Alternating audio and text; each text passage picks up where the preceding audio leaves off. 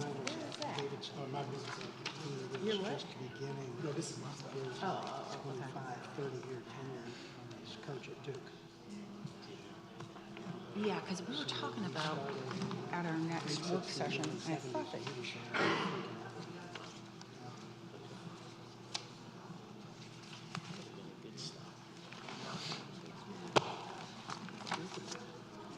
I think it's hard to beat. Yeah.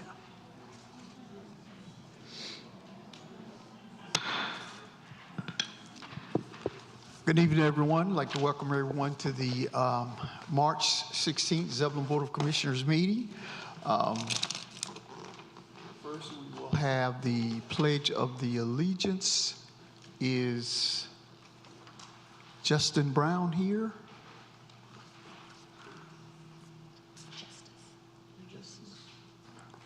Okay. Commissioner Baxter, would you lead us? Absolutely. Pledge of Allegiance. Absolutely.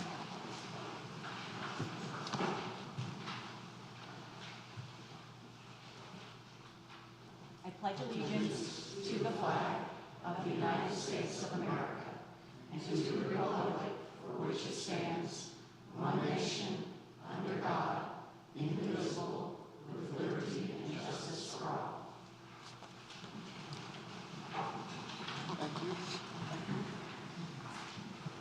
You approve the agenda. I have one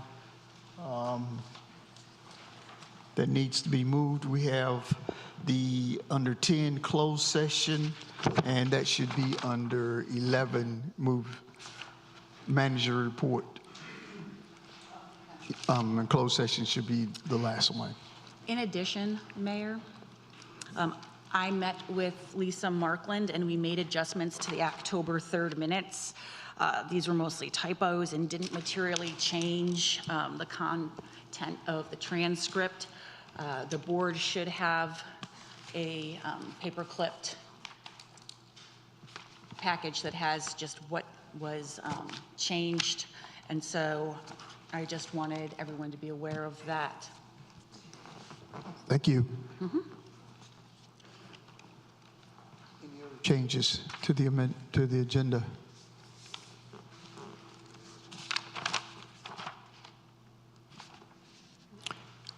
If not, do we have a motion to approve the agenda as noted?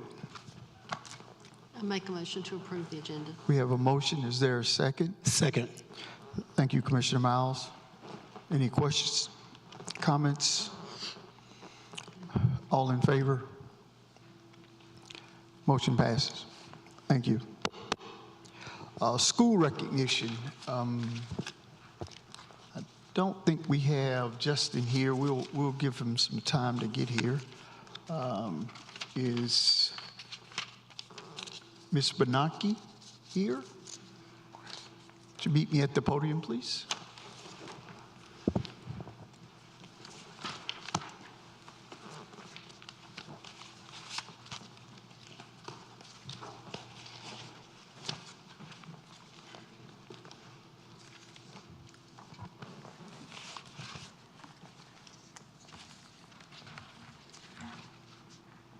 This is our recognition for a teacher, Zebulon Middle School.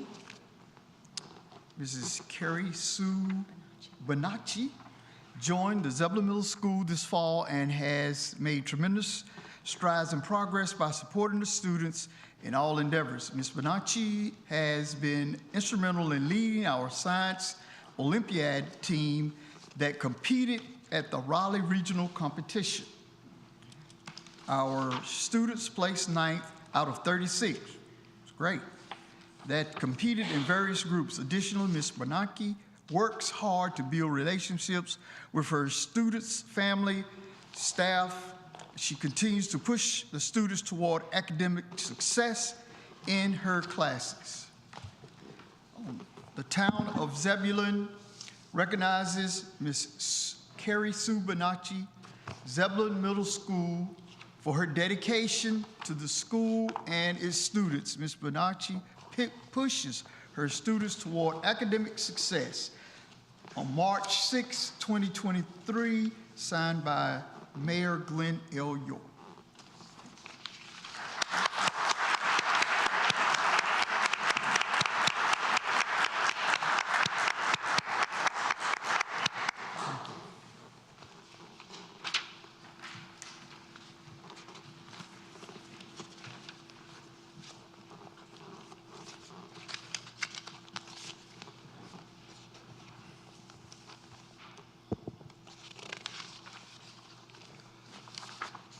Next, we have public comment.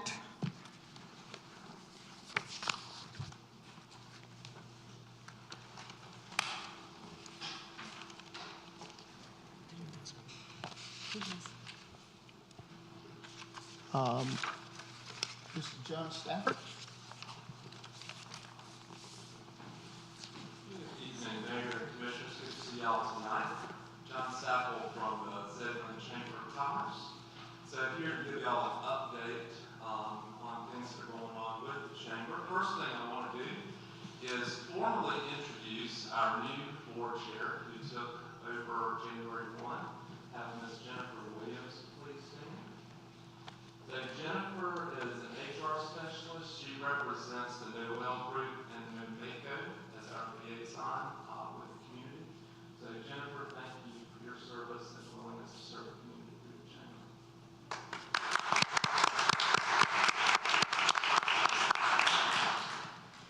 Jennifer will be formally taking her position at the 75th anniversary luncheon on March 23rd from 11 to 1:30 at East Oak Academy.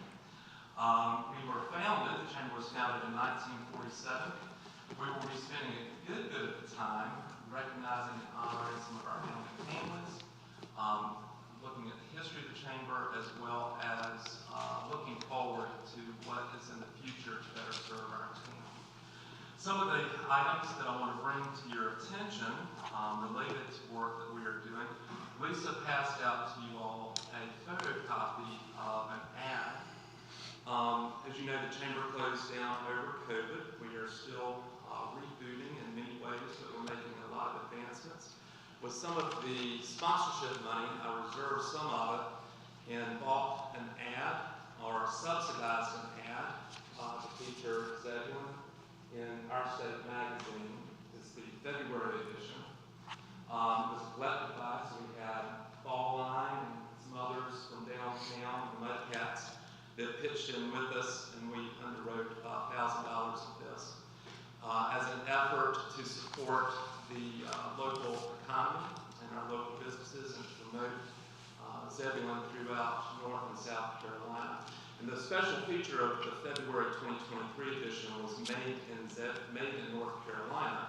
And so we strategically chose that because so much is made in Zebulon.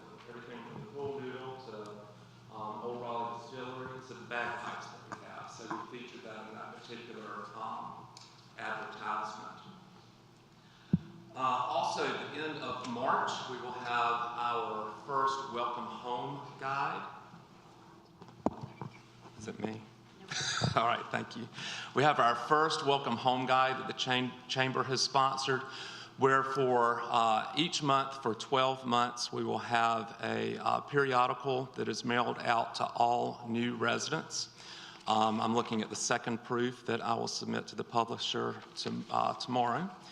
And features our members, and the theme in terms of the writing that I did in it encourages our new residents to be engaged, especially with the civic organizations and civic life, and to work on making this their community by integrating into the community. So that is part of the theme of that particular work that will be sent out beginning the end of March.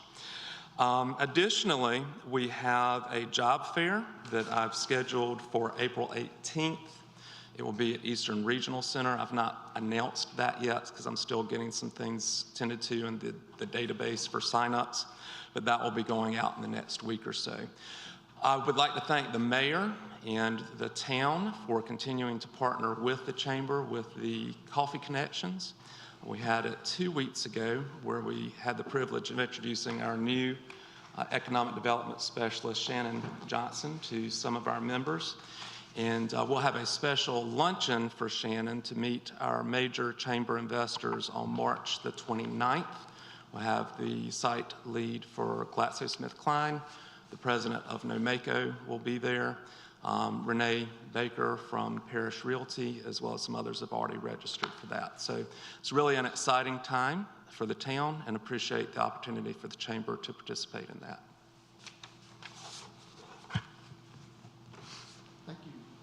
Thank you. Next, we have Nick Robinson.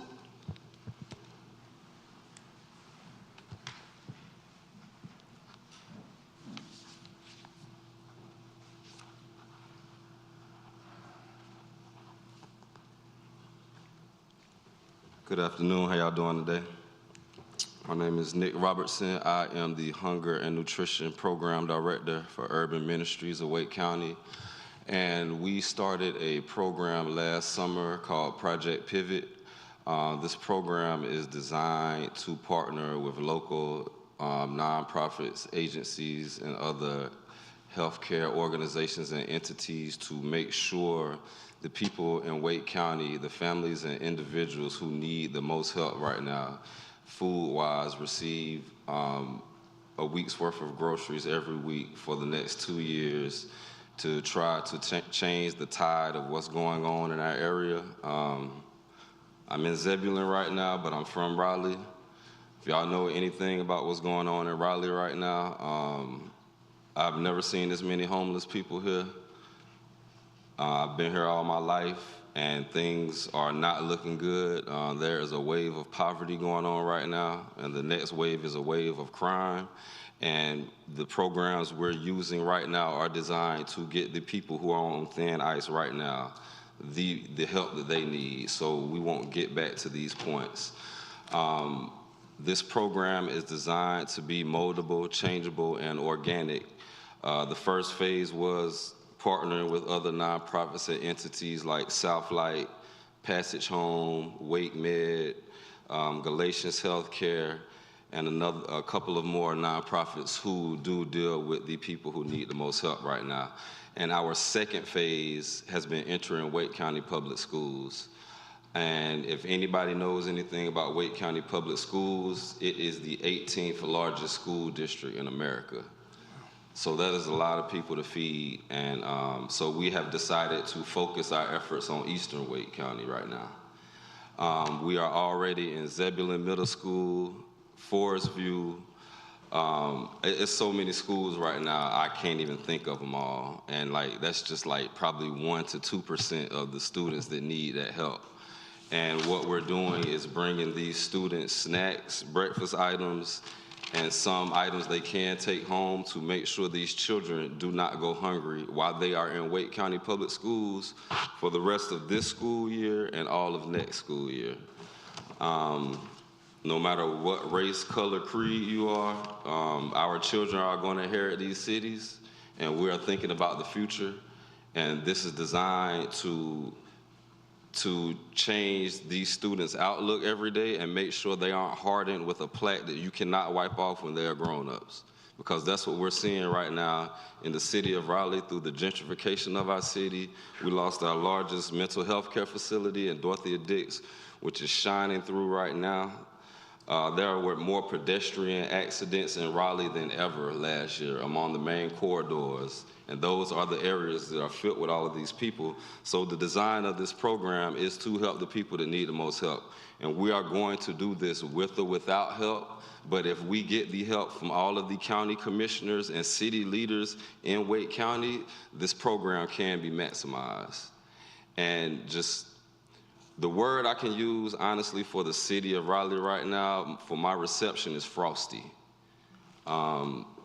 We're trying to do something positive, not to look good, not to be on the front pages, but to authentically take care of these communities that need help right now. So, like I said, we're going to do this regardless, but if we get the help of our city officials, this can be maximized, and the people who need the most help can get it. So I left my card to all of y'all. This is an exhausting work. I really hope to hear from you all. Thank you, Mr. Miles, for bringing me out here. I appreciate the invite. And y'all can ask Dwayne Porterfield over at Zebulon Middle School what this is doing for these kids right now. This is a proof of concept to show what can really happen when we get behind the people and individuals who really need it. So I thank you all very much for your time. Thank you. Thank you.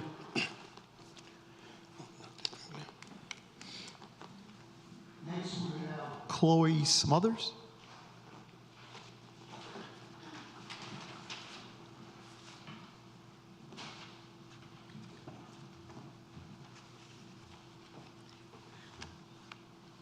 Before Chloe speaks, I just wanted to say thank you to our town of Zebulon. Thank you, Mayor. Thank you, Commissioners, for always supporting the Miss Zebulon organization. And I want you to hear from your two representatives this year as they prepare for Miss North Carolina. Hi everyone, I'm Chloe Smothers and I am the current 2023 Miss Zebulon, and I am just very grateful for this title because Zebulon is just such an amazing community, and I love just being able to come to this community and help it in any way I can.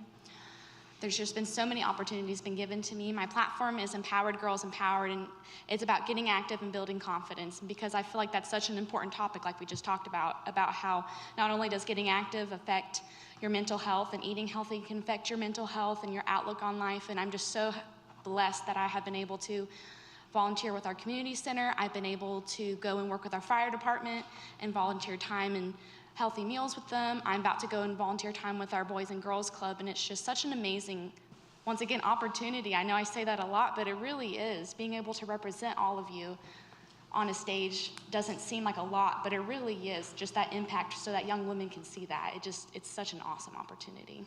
Thank you so much. Hello, my name is Cameron Hollowell, and I'm Miss Zebulon's teen. I'm a part of the Miss North Carolina Teen Program and the Miss America's Teen Program, and what we focus on is the 5 points of the crown, which is style, success, scholarship, sisterhood, and my favorite, which is service. One of my favorite parts about Zebulon is people willing to help you and giving you opportunities to help, and that's what I've been able to do. I've been able to spread my community service initiative, which is Project Purple, into schools around the area. My community service initiative is called Project Purple, which advocates for ulcerative colitis and Crohn's disease. I started it at the age of 9, and I've raised over $5,000 for the Crohn's and Colitis Foundation of America. And I started it because of my mother, who is an ulcerative colitis patient that I've seen go through this day in and day out. And I've just been so thankful to be able to be a part of this community for the past almost 5 months.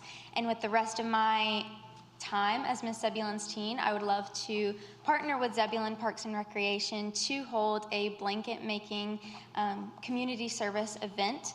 In the Miss North Carolina organization, we partner with Project Linus to make blankets for kids in hospitals, and I would love to extend this outreach to the Zebulon community because I know they would be willing to help me with that, and I'm very excited for the rest of my year. Thank you. Thank you.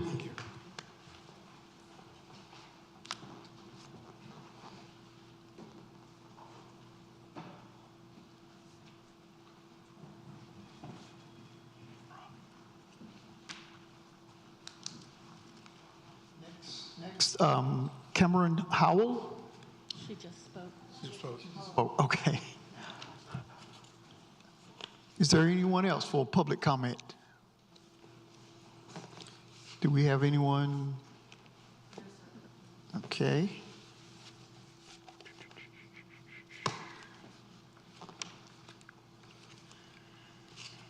Next, we need a motion for the consent agenda.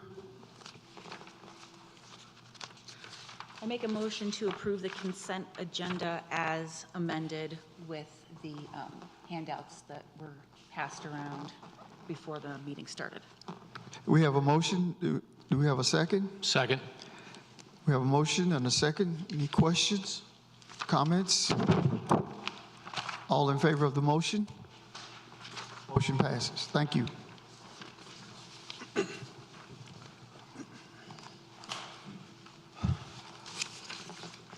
Business, Parks and Recreation.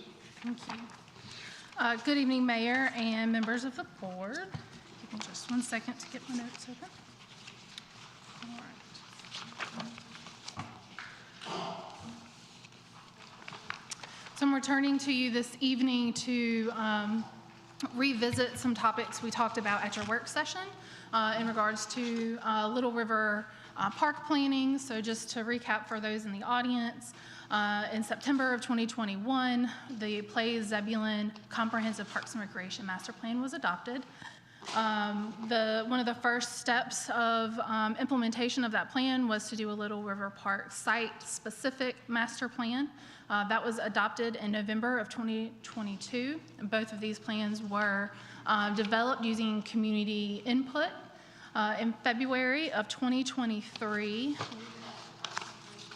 board, and they have recommended 3 items. So they have recommended phase 1 development of the Little River conceptual plan that was adopted in November. They have also recommended that we seek the Parks and Recreation Trust Fund grant to help support this initiative. And they have also recommended adoption of the fiscal year 2023 Park CIP, which we discussed was a requirement of PARTEF. So what we reviewed at your work session was what your next steps would be for this evening. So there will be 3 things that you'll be looking at. So establishing the capital fund is recognizing a multi-year project. So that means we're going to start Little River Park, but it's not possible to finish it within the fiscal year, and so it will continue into additional fiscal years. We're also looking to seek grant funding, and so we're requesting to secure the match that would be required.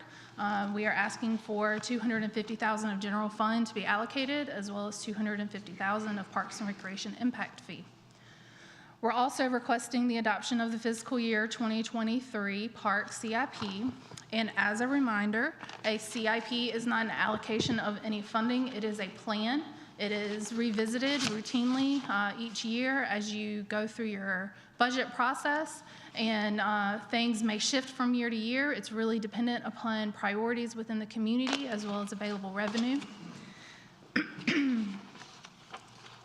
So I'm going to break it in just because there was a lot of things and a lot of different actions happening at one time, and so I'm just going to go through each one individually for you, and I'll be available to answer any questions that you have.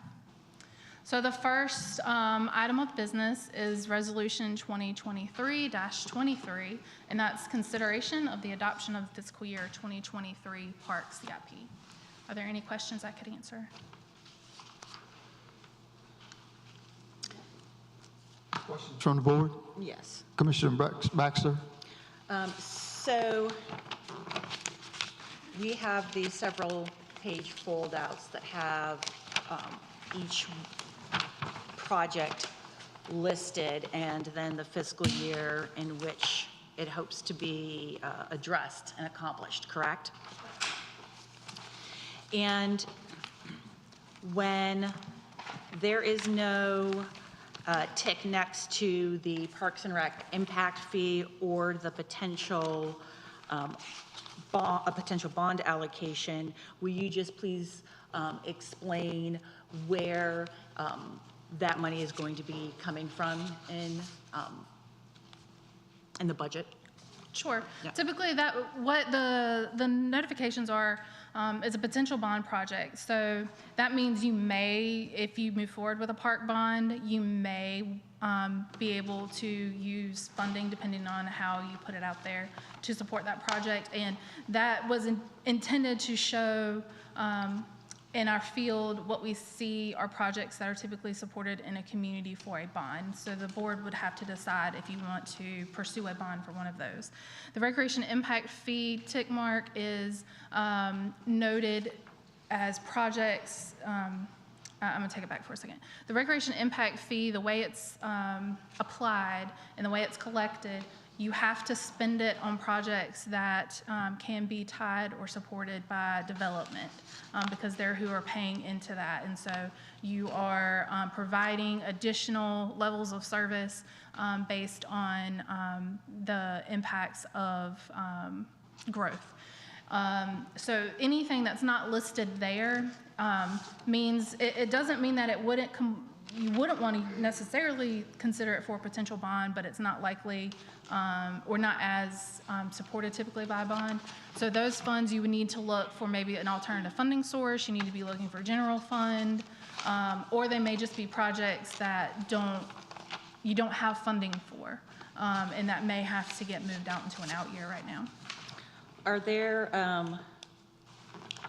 I didn't see any spaces for tick boxes for potential grant funding that you'll be pursuing. Is that just not broken out for this? So if you look on the revenue sheet, so there's the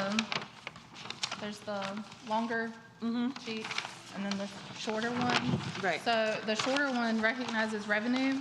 And so again, this is just what could be. It doesn't necessarily, I can't guarantee that you're going to get revenue funding. I don't have control if you pursue a bond and if the community votes for that.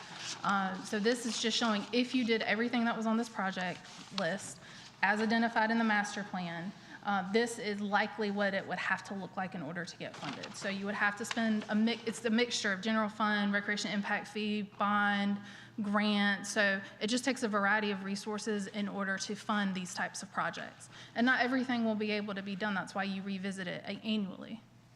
And so we are approving just the FY 2023 CIP. So you're adopting the CIP, which is typically like a 5-year plan. So this is the one that gets pushed out to 2030. What was that? Is this the one that you're asking us to approve? Because there are years listed to FY 2030. So you're approving a plan, you're not approving any funding. And so this is a plan that typically is 5 years. We've shown a little bit more here just because your master plan, we have that information and it came broken down on an annual basis of what we could do to phase your master plan in. And so what we're doing is asking you to adopt the plan that we are doing in 2020, the fiscal year of 2023.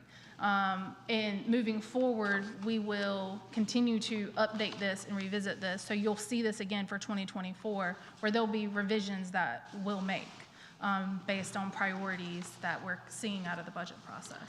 Now, when we look at items such as the tennis court resurfacing project, that has already occurred. Yes. Or is this repairs? No, those are anything in 2023 were things that you've already funded or that we were talking about tonight to show the match for the grant match. But so I did go ahead and make that adjustment here, but everything else were things that in 2023 you've allocated funding for. But we're not asking, that 2020, this capital improvement plan does not ask you to allocate funding. Correct. Okay, thank you. Any other questions, comments from the board?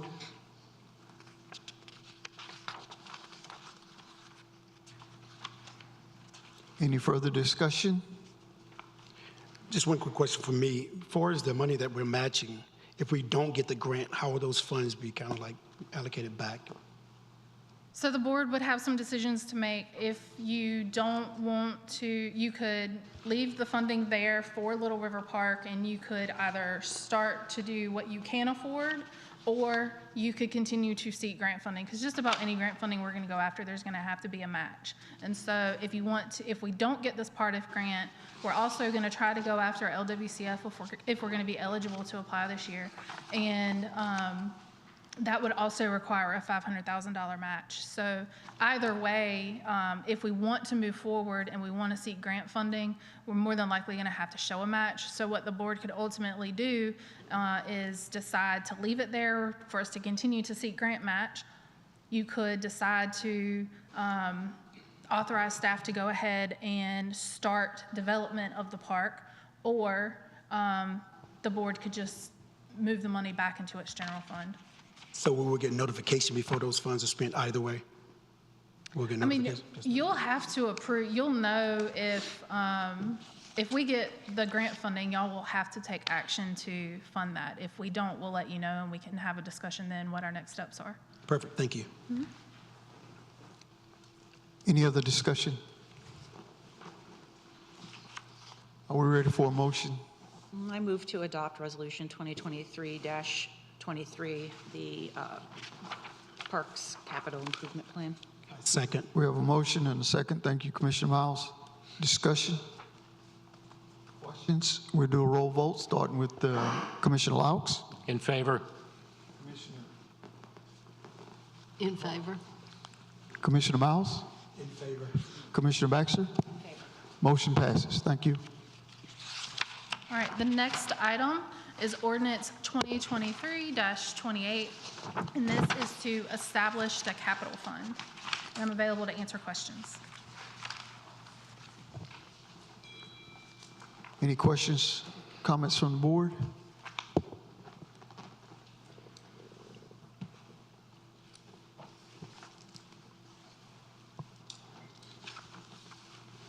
I make a motion, we adopt ordinance 2023-29. 28. 28. 28, excuse me. We have a motion. Is there a second? Second. We have a motion and a second. Thank you, Commissioner Laux. Any discussion? Questions?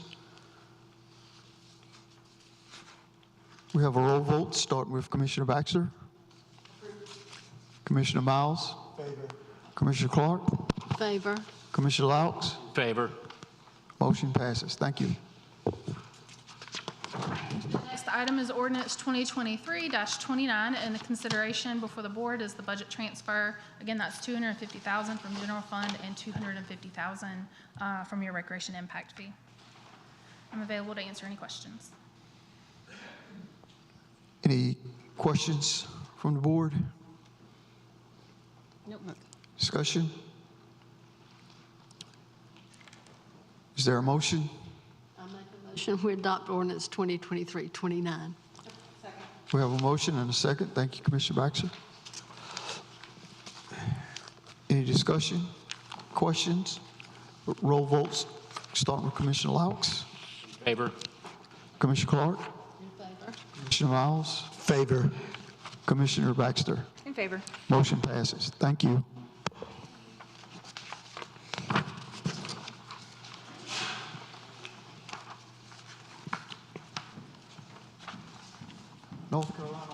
North Carolina Main Street, appointment of advisory board. Mr. Clark? Good evening, Mr. Mayor, members of the board. Tonight, we are bringing before you 10 candidates for consideration to appoint for the North Carolina Main Street Advisory Board. As you recall, approximately 2 years ago, the town was accepted into the North Carolina Main Street program as a downtown associate community. During those 2 years, we have cultivated several opportunities with downtown business owners and property owners, as well as others that were just generally interested in downtown. We also started laying the groundwork for the creation of this, of an organization. Previous meetings, you've indicated that you wish to pursue a hybrid form, which will have a separate board that will act as the operating board for the Main Street program while providing staff assistance as provided through town staff. Follow-up to that, you discussed the different types of advisory boards and chose the 501c3 for a host of reasons, including the tax incentives for contributions. Tonight, the 10 applicants are being brought before you. Most of them are in attendance. One of them, Anthony Pareto, was unable to remain in attendance. He had to attend another meeting. But if the board wishes, staff recommends appointment of at least 5 members. We recommend approval of an odd number, and they will be charged with the foundation of the group, creating bylaws, the 501c3 articles of incorporation, as well as a memorandum of understanding which provides clear, detailed expectations of what the town's responsibilities will be, as well as what the board's responsibilities will be. In order for us to pursue or move forward, become a full North Carolina Main Street program, these items, including the appointment of this board, must be completed no later than July 1 of this year. Failure to do so will result in a 1-year delay, so the soonest we'd be able to move in to the North Carolina Main Street program would be July 1st, 2024, if these items are not completed within the next couple months. I'm available if you have any questions. Otherwise, I believe most of the applicants are in attendance tonight. Thank you.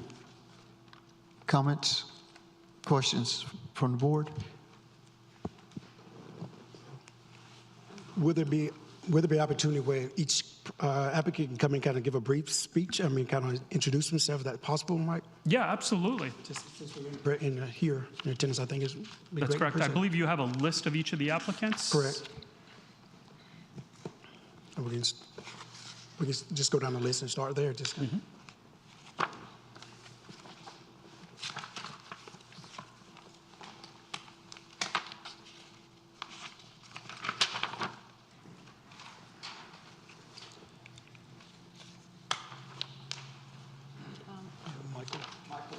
Courtier?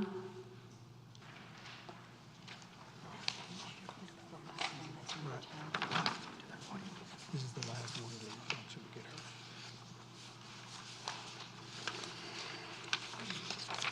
her? State your name and the address for the record. Mike Toro. And my business address or my home address? Home address. Okay.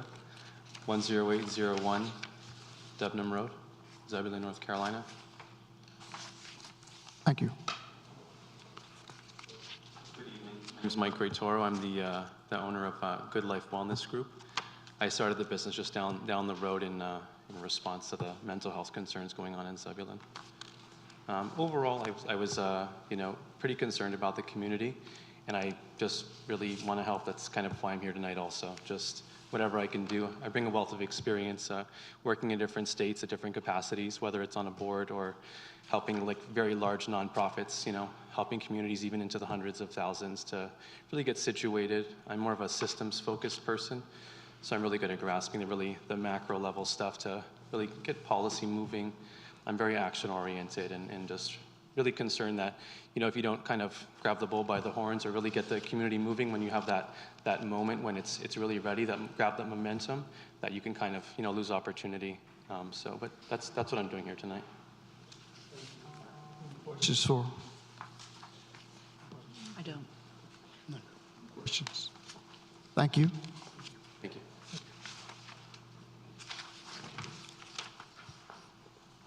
Damian Dampier.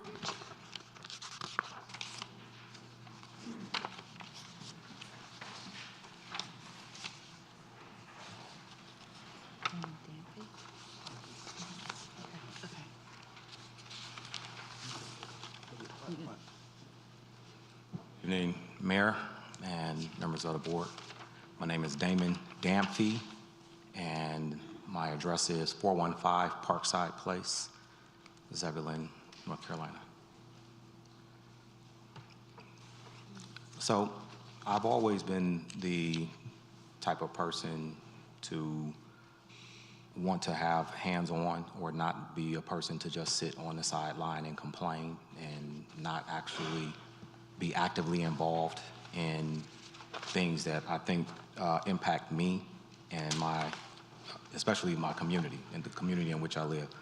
I like to volunteer or do volunteer at the local Zebulon Boys and Girls Club, and I really just think that I will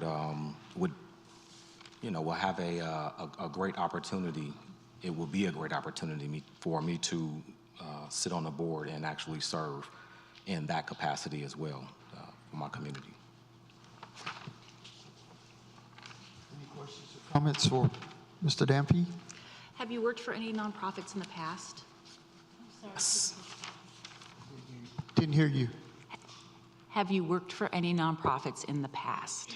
Yes, I have. I currently am affiliated with a nonprofit organization called Safe Families for Children.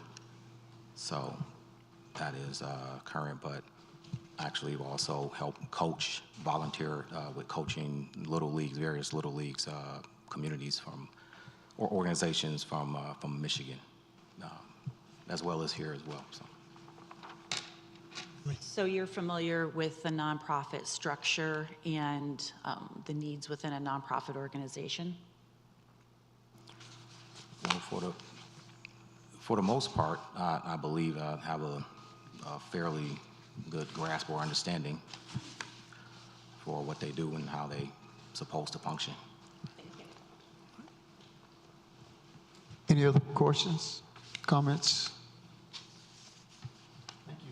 Thank you. Thank you.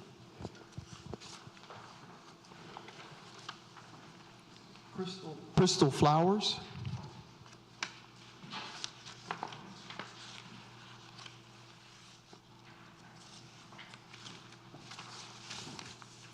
Good evening, Mayor and Commissioners Board. My name is Crystal Flowers, and I reside at 3412 Lacewing Drive in Zebulon. I applied to be a part of the Main Street downtown. As a new resident, I wanted to immediately get on the ground and to start moving and working. I'm from a small town, and me and my husband and I moved here, and the reason why we chose Zebulon, because it had that small town feel, and we were looking for a place to set roots and raise children. And so we were looking for a place for a legacy. And part of the thing that brought me to Zebulon was the name itself. It meant dwelling with honor. And what better place to raise your children in a place where it's at home, dwelling is home, in a place of honor you can be proud of. And so with that, knowing that that's the name and what it represents, I wanted to be a part of this city and growing the downtown area so that people can come in and witness what honor is, especially now given what the world is going through and communities are losing honor, and everyone is no longer respecting each other, and the word honor as losing its essence. And so I wanted to serve. The next question, no, I do not have nonprofit experience, but what I have is a tenacity to go and learn. Given my background, I work in positions where I take initiative. So if it's given the opportunity, I would take the initiative to learn what is necessary to be a part of a nonprofit organization and do the groundwork so that I can serve my community and its people. Any questions, comments? So you work as a payroll processor, and it says that you've got accounting experience. Could you just explain that a little bit? So my accounting experience from banking, I've worked with Bank of America, Wells Fargo. I've done fraud management. I've done accounting. I've done project management with Bank of America. They, back in early 2000, in order to keep their FDIC, they had to do community involvement. And I actually spearheaded the pre-development phase, so collecting documentation, paying the project managers, paying any vendors for them going out to research, pursuing if the project was viable. And could you just explain a little bit, go into better detail about your event planning experience? So I have not done large-scale event planning. I've done small-scale event planning, just from finding locations, networking with other vendors to help them promote their businesses so that they can find growth and exposure. Thank you so much. Thank you, guys. Any other questions, comments? Thank you.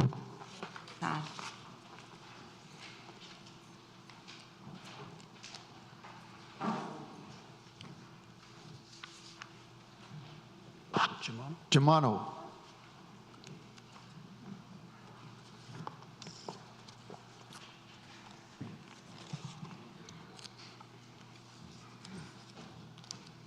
Good evening, y'all. Thank you for having us here tonight. So a little bit about myself. My name is Michael Germano. I'm at 616 Golden Plum Lane in Zebulon. I'm a local business owner, property owner, resident of this town in the downtown area, in the downtown core, actually.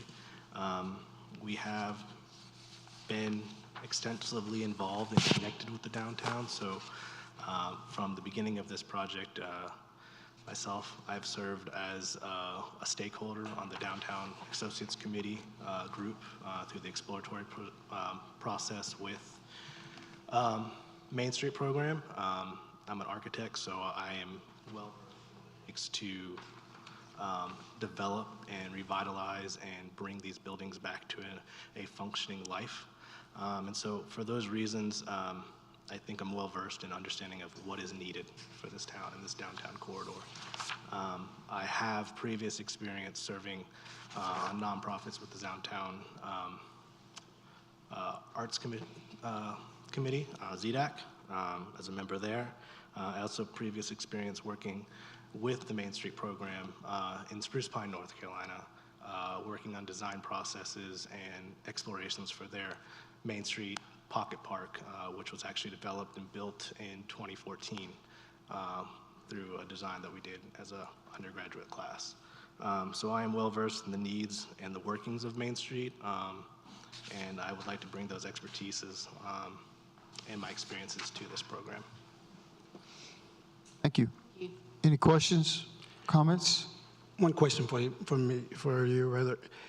I know you do some volunteering at the middle school. Can you elaborate on that program for me a little bit, please? Yeah, so that's a program that was started by a NC State graduate where we've recognized that there is a need to bring in diversity to architecture. The program is called Diversify Architecture. So through this program at Zebulon Middle, we try to introduce students and children to the world of architecture and design that would not typically be exposed to that. There is a problem in architecture that it's an old white man's career, and I would very much like to change that, and I've actively worked to try to find solutions and bring people in that are underserved in those roles to kind of enlighten the profession and bring new, fresh ideas and perspectives to design as a whole. Thank you. Any other questions, comments? Thank you.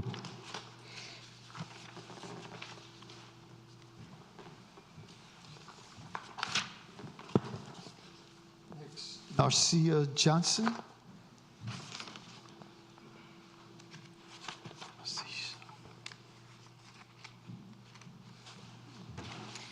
Good evening, Mayor York and members of the board. My name is Narcissa Johnson. My address is 1313 Pitty Pat's Path here in Zebulon.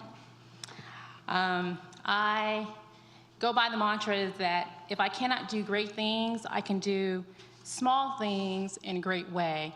I believe that being appointed as a member of the Main Street Appointment Advisory Board, it would be an honor because I, as a new resident, will be able to continue to be engaged.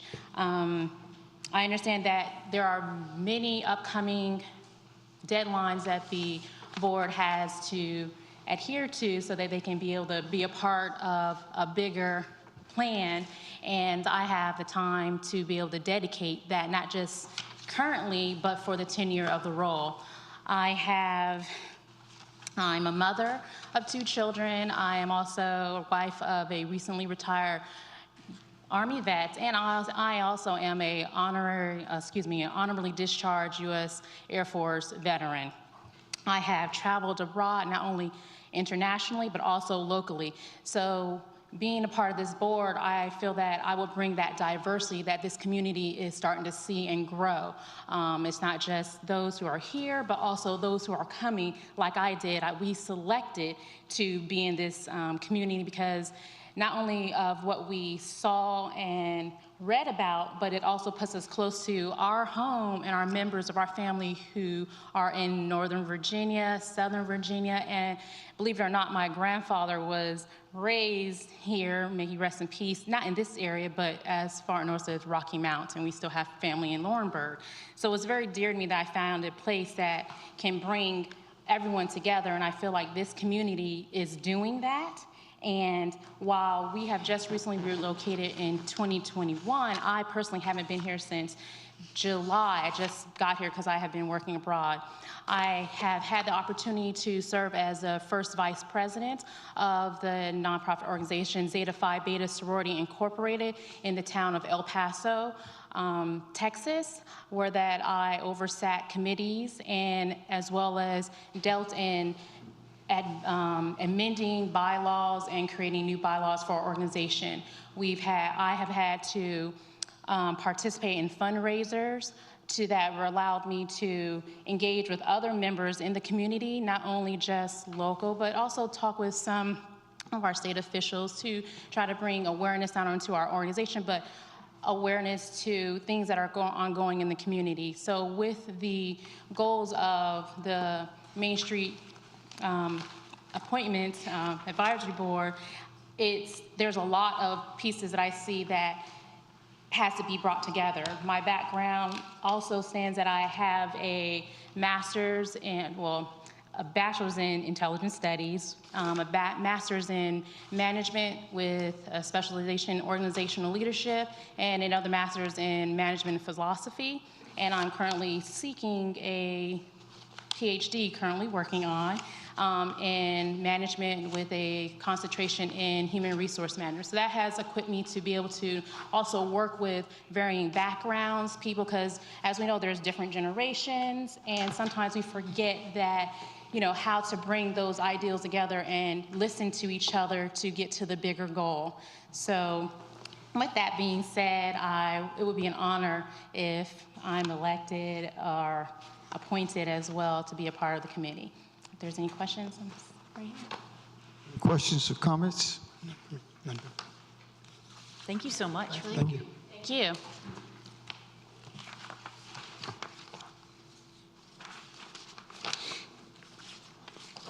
Rachel Locke.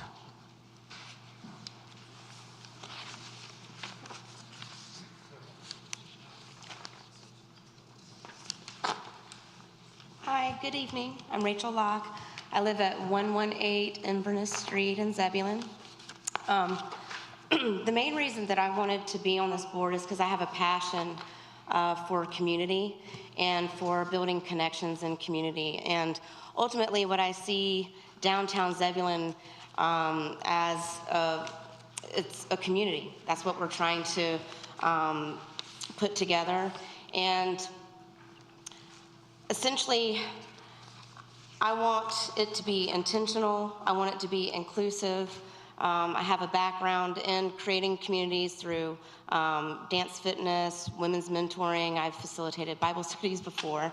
But I just really enjoy making those connections, and I think that being on a board like this I would be able to contribute in not only the connection and community building ways, but also from a business perspective. I'm a business analyst by profession. So I understand how to liaison between different stakeholders and competing needs.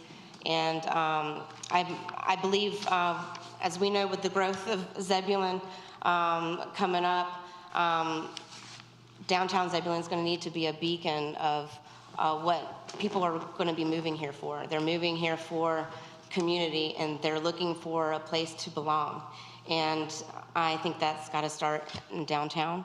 And I have some ideas to help make that happen. And I know it's a marathon, but maybe a couple sprint ideas up my sleeve. So that's it. Questions, comments? Commissioner Baxter? Will you speak a little bit to your marketing experience as well as your branding experience?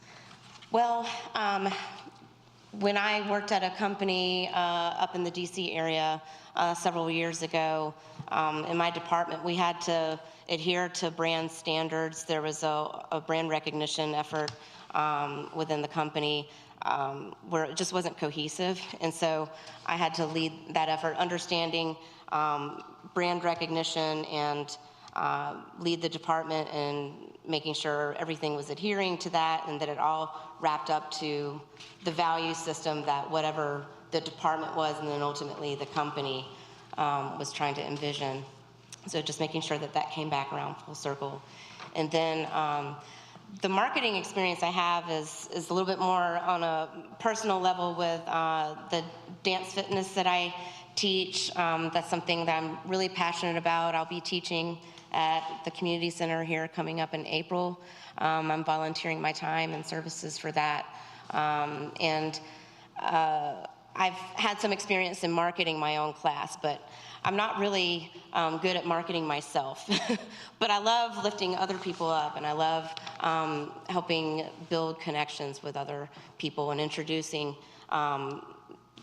different types of people with different interests to each other. So, Thank you so much. Any other questions from the board? Thank you.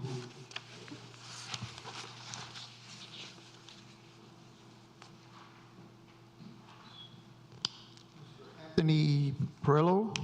I believe he's not here, Mayor. Step away.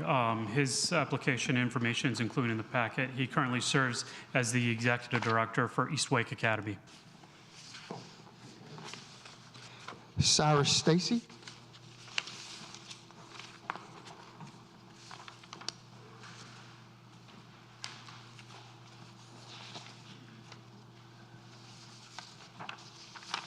Hello again. Cyrus Stacy, 6013 Reedy Creek Road, and I live in Raleigh, but as you well know, I'm a property and business owner in downtown Zebulon. A little bit for my advisory board experience. I was actually a founding member of the Raleigh Historic Resource and Music Advisory Board. I've been on there for 5 years. Transferred off of that. In the private life, I've served as a director on a board for a private aerospace company. I'm currently chairman of the board for a nonprofit endowment with a couple $1 million behind it. I think one of my main reasons is that we're part of here to growth, and I think we have a vested interest in see how that that growth is going to happen. So I think I've been on both sides of the fence, and I think contribute to a successful growth of Zebulon. Comments? Thank you. Thank you.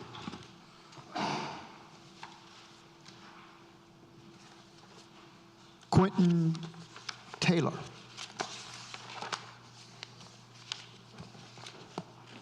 Good evening, everyone. Good evening, Mayor, Board of Commissioners. Thank you for having me. My name is Quinton Crossan Taylor. I live at 508 Carissa Lane, Weavers Pond. Owner of Eastway Collective, part of the Parks and Rec Advisory Board. Very excited, very energetic for what is going on in Zebulon. Zebulon has inspired me to be more active in Zebulon in any way possible. I've been on some advisory boards. If you need me to go in detail, I'm available for questions. I do have some nonprofit experience, more voluntary than as far as structural. I do have lots and lots of marketing experience. I have, over the past 3 years, helped companies create logos, create brands, social media presence, websites, any type of digital print, you name it. And I currently run several accounts on Instagram and Facebook for other companies, as well as my own. Part of the downtown community, part of the Zebulon community, interested, active, and willing and ready to represent and understand where Zebulon is trying to get. And my biggest thing is, if there's a supply, there's a demand, if there's a want, there has to be a need. So how do we connect that? How do we keep everything cohesive? How do we represent the people of the town of Zebulon? And how do we represent what the town of Zebulon has to do, needs to do, and where we want to go? Any questions, comments? Will you describe a little bit your event planning experience? Sure, absolutely. Most recently, as a part of the chamber, we actually have an event this Thursday for the chamber members and their guests at Eastway Collective. We've hosted different small business affiliates as far as state, local, and government levels to have like chat and chew type of meetings, brunch type of things where they come in, receive some type of information, get a chance to network and meet with other local businesses and to get financial advisory, things of that nature. I've hosted Zebulon Night Market several times over the past year at O'Reilly Distillery. I actually was a booking manager for a lounge in Wendell called Doja Infused Lounge, where I booked comedy, musical acts, as well as hosted and performed myself. So I've got lots of event planning experience. Thank you so much. Yes. Questions, comments? Thank you. Thank you.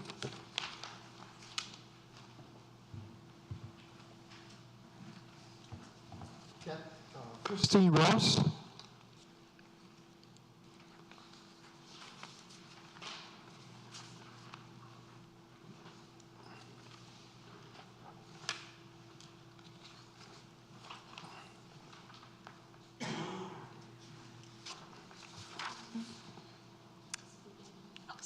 Good evening. My name is Christine Ross, and I reside at 2516 Huntsman Trail, Zebulon.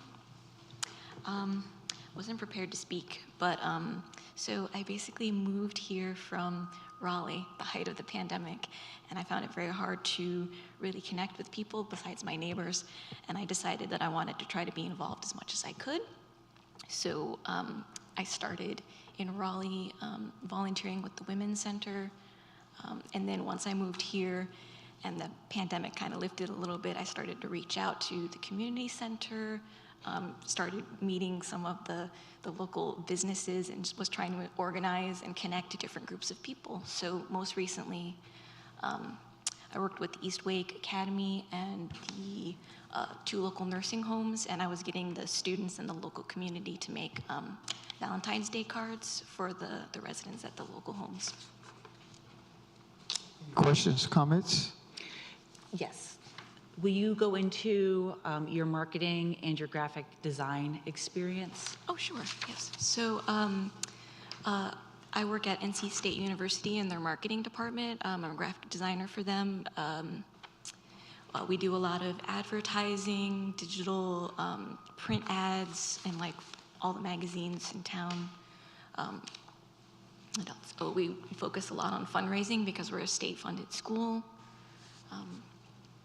But yeah, I work with like all the different colleges and the different groups on campus as well as outside partners. So I work directly with clients as well as like smaller groups and organizations.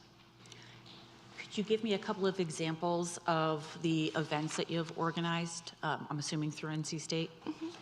So most recently, it was a Valentine's Day event on campus, partnering with the Pride Center as well as the international students. I was partnering staff to create cards for the student member bodies that maybe weren't getting appreciation on that holiday.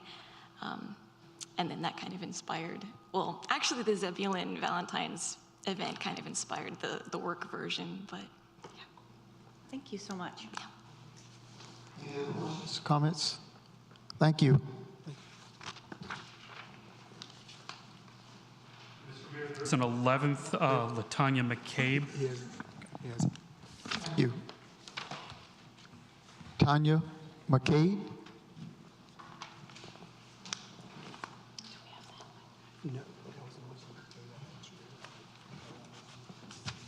Good afternoon, everyone. Good afternoon, Mayor. My name is Latanya McCabe. I reside at 9125 Farrell Road here in Zebulon. So I just wanted to take this opportunity just to say thank you to the town of Zebulon for extending this opportunity for the town. The Zebulon Main Street Downtown Development Association. I previously have worked at a 501c3 company. I worked there for 17 years. Previously, I've also have been working in medical care, but at this point in my life, I just want to extend my opportunity out to the community, just getting out to know the businesses. I want to connect the business with the community. So we cannot build businesses without the community. So that's what everyone does have to understand. And I just have a love for the people, and I just feel that the citizens has a voice in anything that we do here, and we have to do everything that we want to do. We have to do it now for the development that are coming into the town. We have a lot of people that will be residing here, I do believe. This is a great town, and everyone's looking at it at this point, so we do know that. My go-to statement is to show up and do your best. So I feel like that's what Zebulon is doing. They're showing up and they're doing their best. Comments? Will you speak to any specific talents or experience that you have that you believe are going to like transfer well to the board if appointed? State that again. explain a little bit more about your experience and how that would transfer to working on the board. Getting out in the community itself, having communications with the residents here, seeing what the residents actually want and need for the town other than just the business owners here. Of course, we can go and place a business anywhere here, but is the community going to accept? Meaning, are they going to come in and support the business owners here? So we want to make it so that the community is saying, okay, we want to support small town businesses. We want to support our community. We don't want them to drive all the way into the Raleigh area to support. We want basically the funds to be here, if that makes sense. That does. Thank you so much. Okay. Thank you. Any other questions, comments? Thank you. Mr. Mayor, you've heard from each of the different applicants for the most part. As previously noted, the North Carolina Main Street program does request that we appoint at least 5 members, preferably an odd number, to create this initial core group to begin this organization moving forward. And with that, I'm available if you have any questions. Questions, comments from the board? I have some comments. Go ahead, Larry. Commissioner Howes. Yeah, I've got a couple comments, and this is kind of directed to the board that we need to be thinking about, is this board is really going to have to hit the ground running because we have a lot of work to do with Main Street.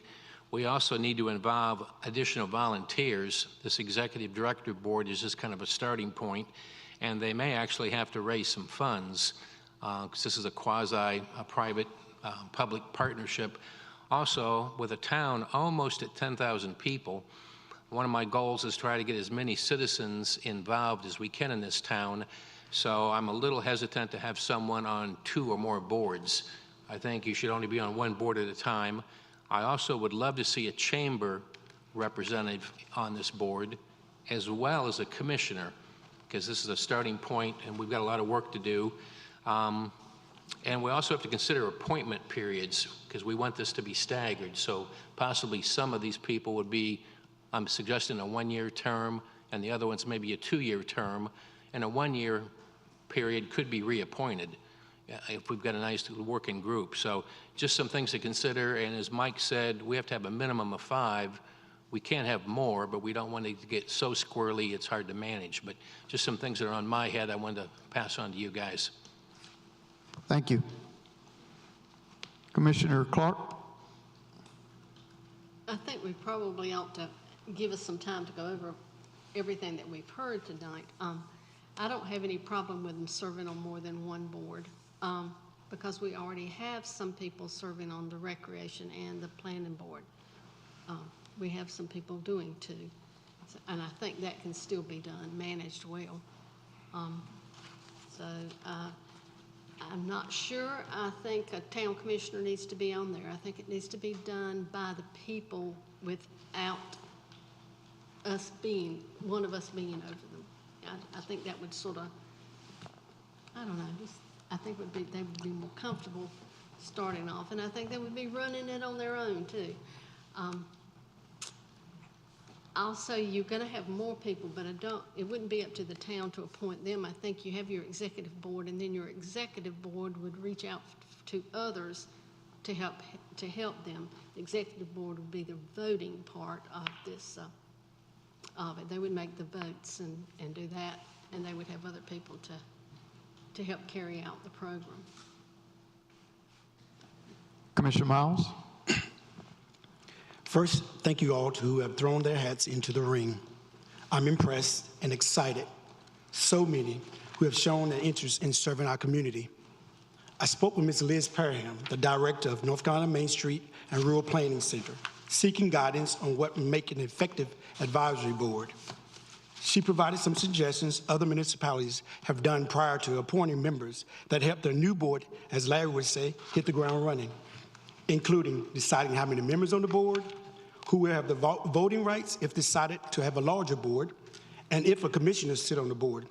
This, along with most of us attending next week Main Street Conference, it would be in the best interest of the candidates and the success of future boards and towns for us to postpone voting until March 23rd after we all get back from the mini retreat. Baxter? I agree with statements that all of my fellow commissioners have made. And I'm so thankful for you guys. Thank you so much for coming out and saying that you're willing to commit to making our downtown a better place, an exciting place, a vibrant place. I'm so uplifted as well as humbled that we have so many awesome people in our town willing to work for its betterment, and even people from outside our town that see the future that we all see for our town. We are going to the North Carolina Main Street Conference next week.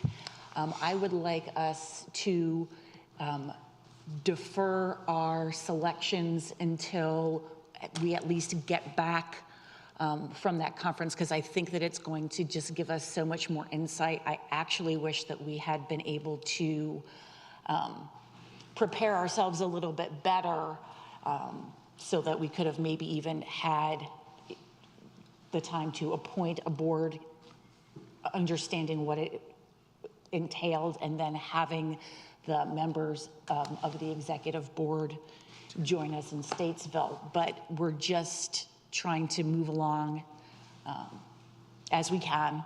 And so I'm going to suggest that we wait until after we gather and all the knowledge that we're going to get at Statesville before we appoint the committee. Any other questions, comments? I think I'd be remiss if we don't take an opportunity as well. We have quite a few here willing to volunteer. We don't know the number that we're going to put on this board, but there's also other boards that are out there. We're talking about like a board of adjustments, a different planning board. We have 3 positions coming up in June. I just want to make that known as well on the public forum right now as well. And I'd like to personally thank each and every one of you that have shown an interest tonight. It's really uplifting to see a community that wants to be engaged, because the only way you can empower yourself is to be engaged. And we thank you for your interest, and just keep being involved in the growth of our community. If it was up to me, I'd put every one of you on there tonight, but I know it doesn't work like that. But you're some great candidates, I think. So thank you for your interest. Do we need a motion, Mayor? I'm going to go ahead and move that we table this for further discussion until after the Main Street program in Statesville. We have a motion. We need a second. Clark, discussions? One quick question. Do we have a way of, we're going to let the candidates know, select the candidates know? Do we have that plan, Mike, or how's, what is it? Do we have a way that we're going to let people notification of those that are selected for the board? Do we have that in mind already? For when they are selected for the board? Yeah, we'll correct? be meeting with each of them once they are selected to provide a initial onboarding process. They'll be meeting with Teresa Piner, our downtown associate community director, to go over the fundamental details and the processes and procedures accordingly. Thank you. Mm-hmm. Could I recommend we put this on our March 23rd work session agenda so we do handle it quickly? Is that, when is the Main Street Conference? That's next week. That's next week. Next week. Okay. Correct. Do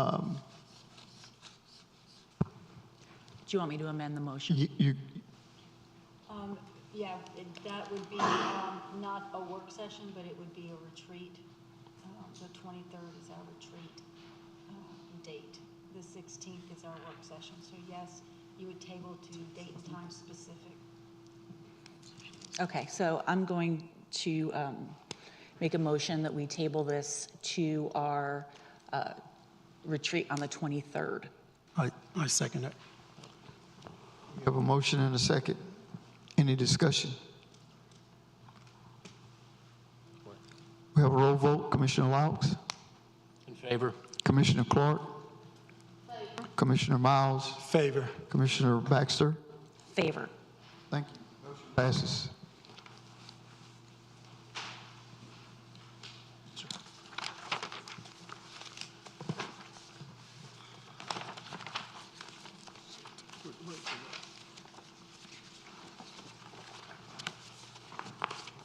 Clifton Grove public hearing decisions. Good evening, Mr. Mayor. Before you tonight is the one. I need you to open the public hearing, please. Okay.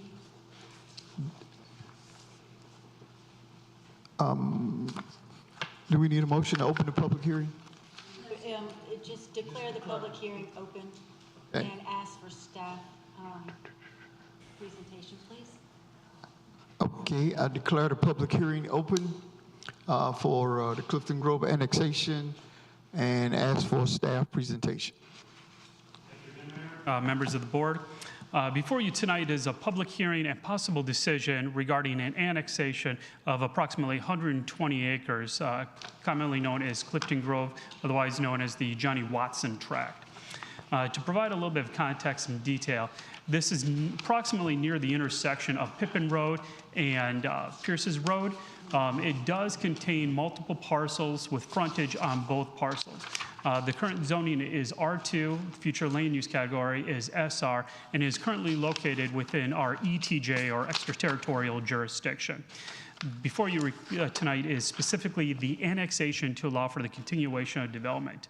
It was noticed in accordance with all the applicable regulations, including public hearing signs on the tract on both frontages of the roads.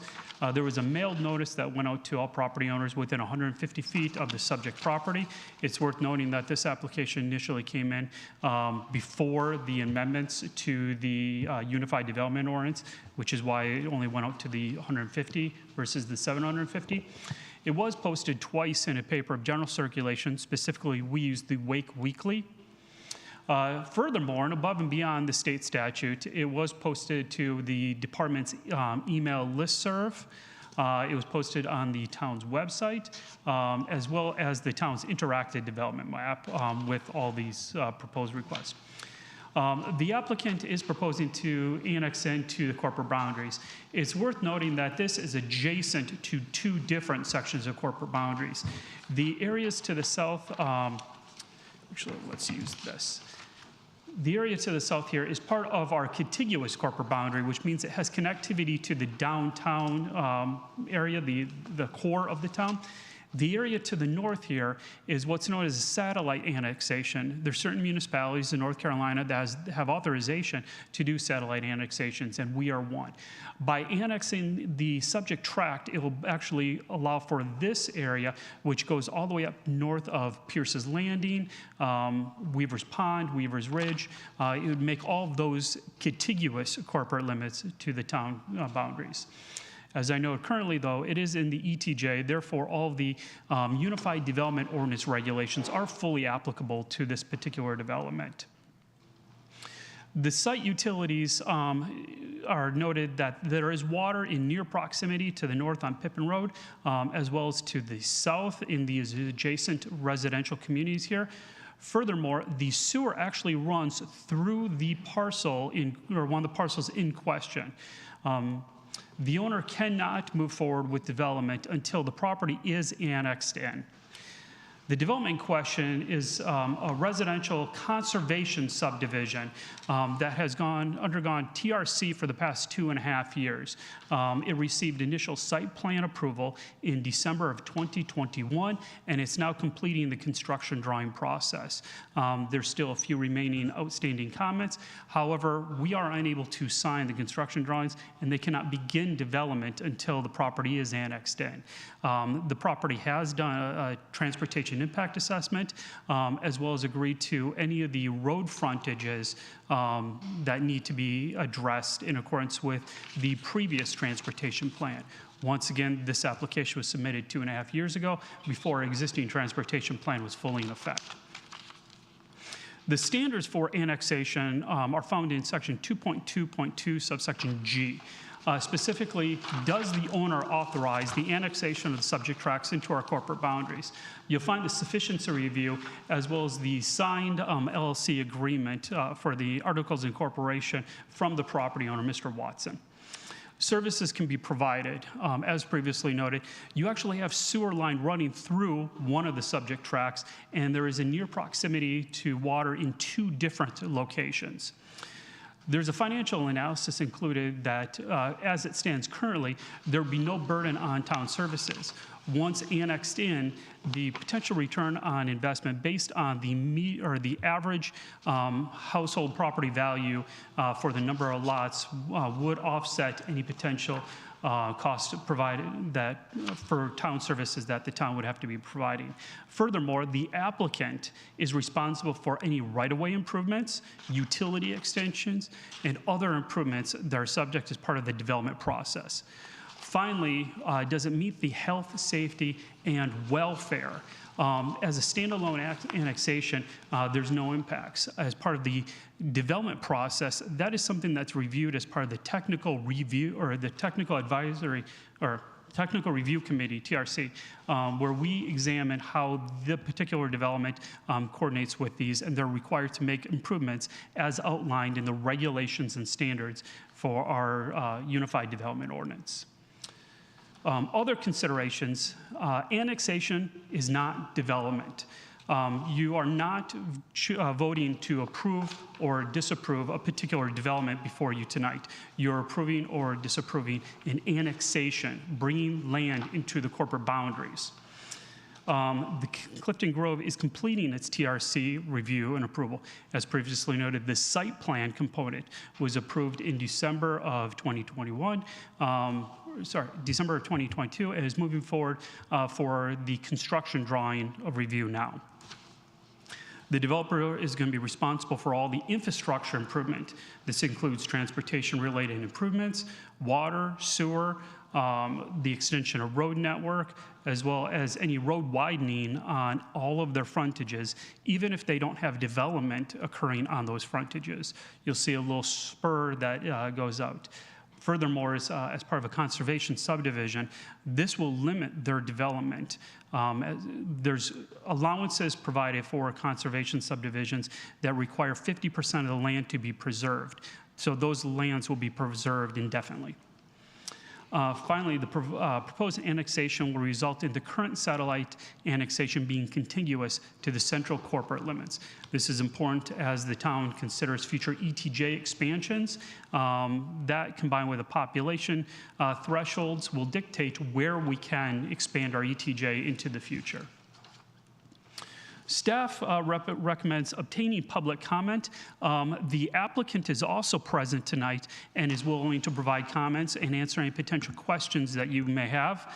And then following that, staff recommends approval of the proposed annexation and adoption of Ordinance 2023-30 if the board finds that the standards in Section 2.2.2 subsection G are met.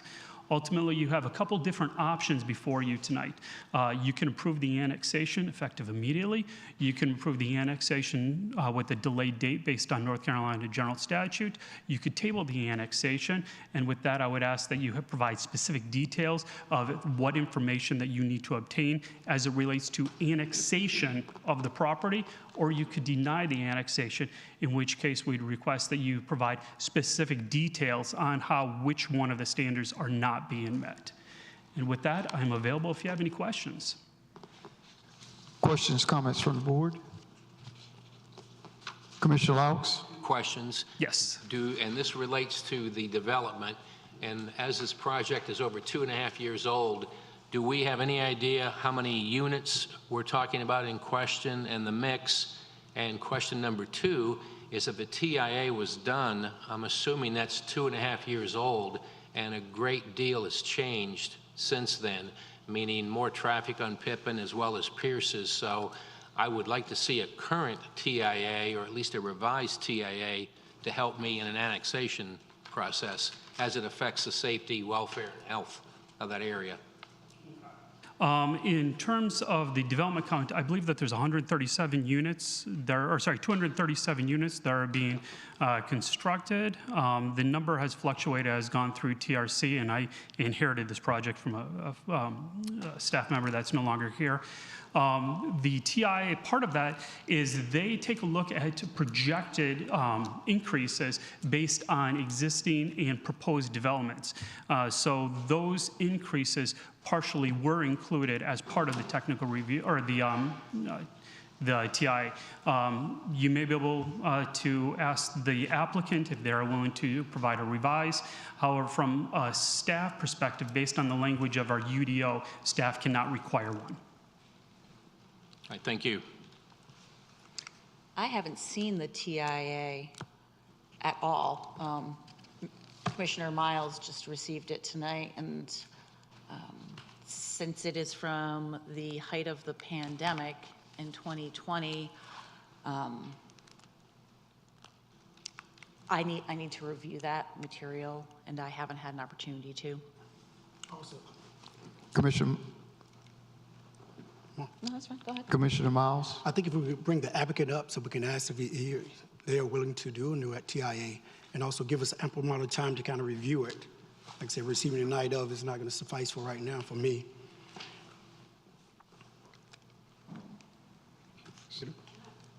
Commissioner Clark. Does the however, the TIA does not have any effect on the annexation of this property.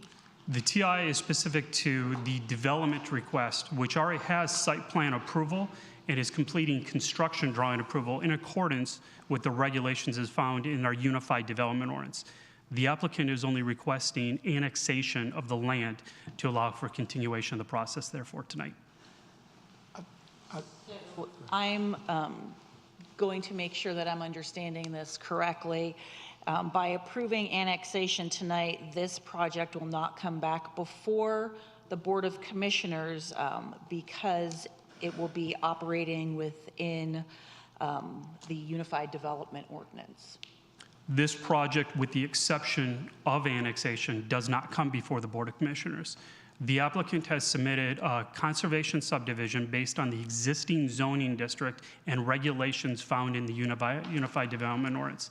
They did not need to request any deviations from the ordinance as part of a conditional zoning or a planned development in accordance with the Town of Zebulon regulations, as well as most other Unified Development Units or zoning codes within the state of North Carolina. If an applicant is able to meet all of the parameters of the land development regulations, it is something that's reviewed at an administrative level through technical review committee and approved. If this was already in the corporate limits, it would not have had to come before the board at all. Commissioner Miles. I just think with my fellow commissioners, I think it's important that we get a new TIA, take a look at it. I took a drive out there to the area and kind of did an assessment. There's a road that, if you look at the map, is connecting called Little Ridge Road. It's going to go through a private property, and that 237 homes in that area would definitely affect that traffic in there. And that road is not made for that. So I don't know how they would widen that road, being that it's a private community. I mean, that may be something that the applicant ask. I mean, can answer rather, but just trying, I really think we should get a new, like I said, TIA done. It's just very important for me.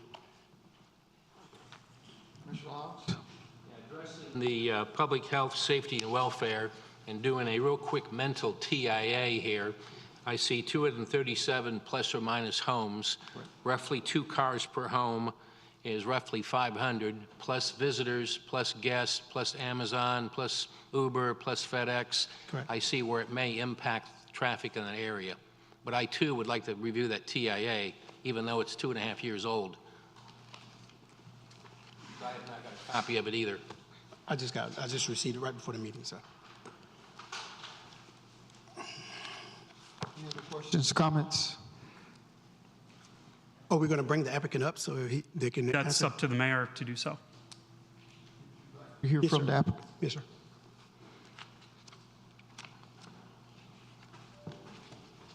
State your name and address, please, for the record. Jonathan Cooper, 1517 Sage Tree Drive, Zebulon, North Carolina, 27597. Thank you, Mr. Mayor, and ladies and gentlemen of the council. I'll be glad to answer any questions as it relates to annexation. The presentation that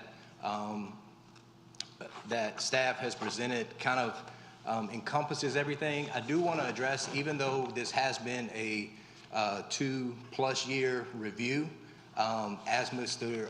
Clark mentioned, we just received site plan approval in December of 22. So everything related to the TIA, related to the review, is that current. So we're really looking at, a November, December as the 3rd or 4th review for the actual TIA, for the site plan, for that approval.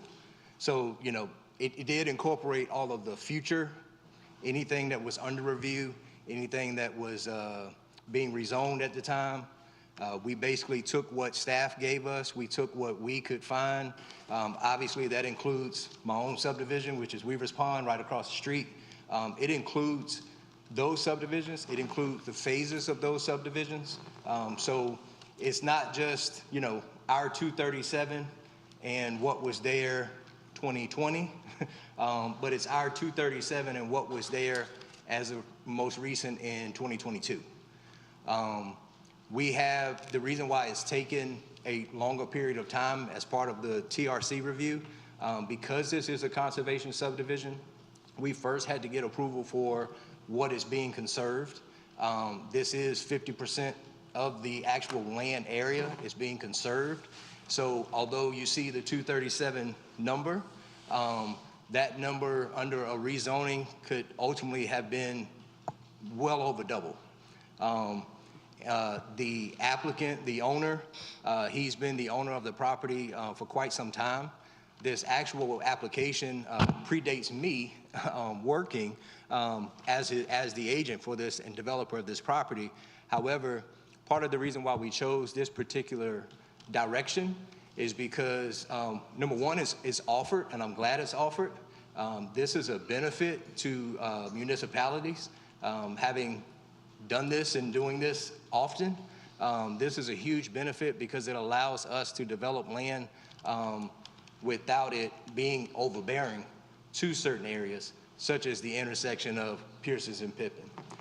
In our TIA, you can gladly take time to review it, but in our TIA, I know it included, and this is going off of memory, and multiple projects that I have, but I know it included substantial turn lanes within the actual development.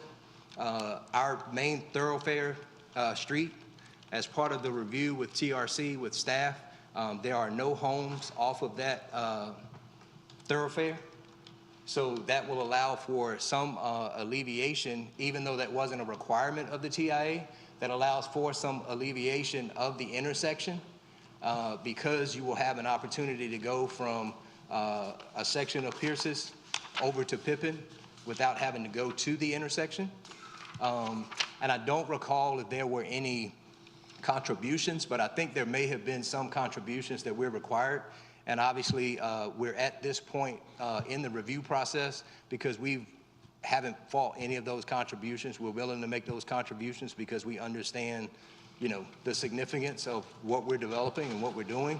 And we want to be good stewards of the land, hence the conservation subdivision. I think it'll be a product that will be nice to Zebulon. Again, I'll be a neighbor, so this one kind of hit home for me because, I do this all the time, but you definitely want something that you're going to see, something that I can hang my hat on and put my name to. As part of the development, I know it was briefly shown, but as part of the development, we're leaving, as part of the conservation, we're leaving the existing pond. There's a tremendous amount of field there now. Again, the applicant wanted the best practices, best use for his land. So again, it can be something that he and his wife and his family can drive to and still feel like they didn't destroy the land. It's been farmed, but there will be a significant amount of open field, recreation area, trails. The pond will remain. We hope to be able to use the pond as part of the recreation.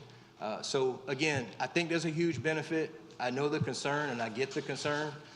We've done an extensive TIA. We've included as much as required, plus whatever staff, could give us at that time.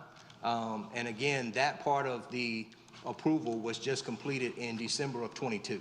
So even though it's been a long process, because we initially had to get the approval of what we're conserving, that took 4 to 6 months. Then we had some other things that we had to make changes to as far as the staff and staff review and TRC review.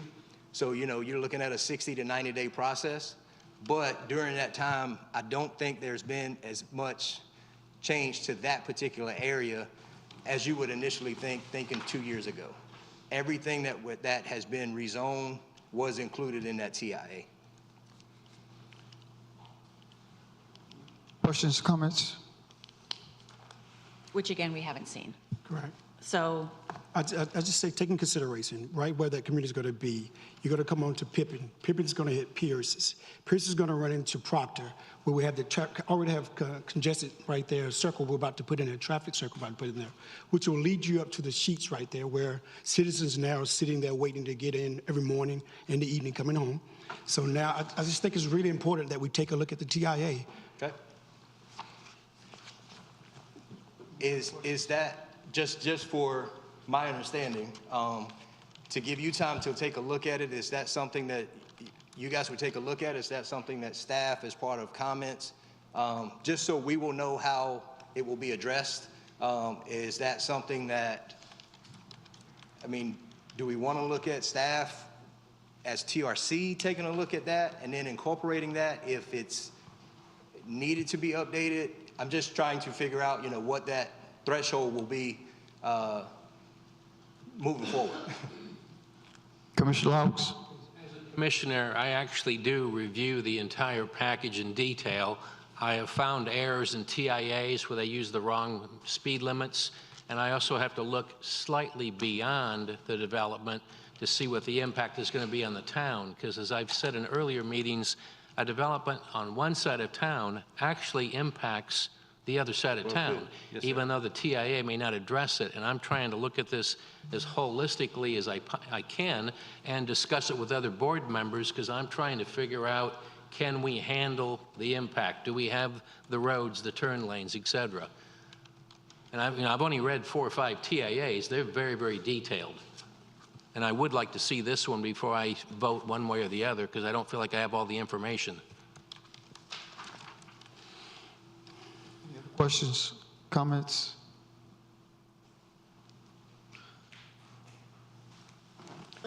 I still don't see how the TIA affects the annexation. Right. Does it? Number 4, question number 4 on the annexation. Health and safety, can you prove it? Until I read the TIA, no, but I can't vote on something that I don't have information on. I'll take the voice of the citizens on that behalf. I went to every house on that section there, from the people that are on Pippin Road to Little Ridge Road to every area there. They all saying the same thing. They want us to take a look at the traffic now because they're giving examples of kind of like how it's already being built up now. There again, I say from Pippin to Proctor, Proctor to Arundel. They're backed up every morning, so they really want us to take a look at that traffic analysis. Okay. And is the cut 3 you're talking about is what? One that'll come back, it'll be a second entrance off of Pippin? You're going to look at Little Ridge. It's going to go into a development there that's currently already there. It's a street called Little Ridge. They're going to be connected to that, and they're going to be driving through that private community right there. I don't see it on the map here. Where is it? Can you point that out, Mike, for me, Little Ridge, please? Yeah, I believe Commissioner Miles is talking about this section here where there's an existing street stub, and our unified development requires the development to connect into that street stub. So what kind of approval do they have to get from that community? They don't have to get any approval at all? That street stub was existing, and our unified development ordinance requires those to be connected. Multiple entrances and egresses.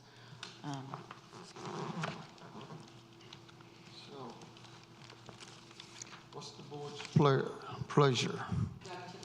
A public hearing afterward. Just one moment. You've have to go through the process of asking for anyone who wants to speak in favor, and then anyone who wants to speak in opposition, and then anyone who wants to speak neither for nor against, but just has a comment. And you need to do it in that order, please. Okay.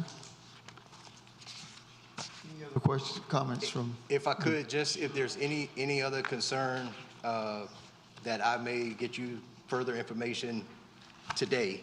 I know you need time to review the TIA. If there's anything else I can do, or if you want to relay it to staff, I just want to make sure I'm understanding and getting you what you need for review. If there's anything, please let me know, and I'll be glad to answer. Again, I don't know that the TIA would change much, but understanding you need to review it. Correct. Thank you. Thank you.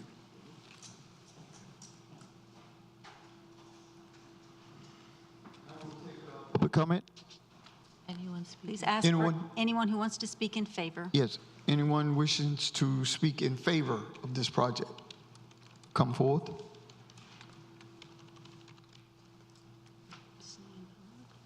Hearing none. Anyone speak against this project? Come forth. Come forth.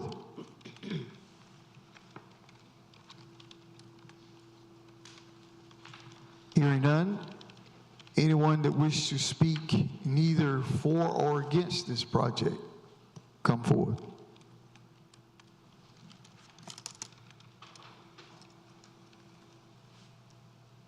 Hearing none. Now we can close the public hearing. Now, the motion.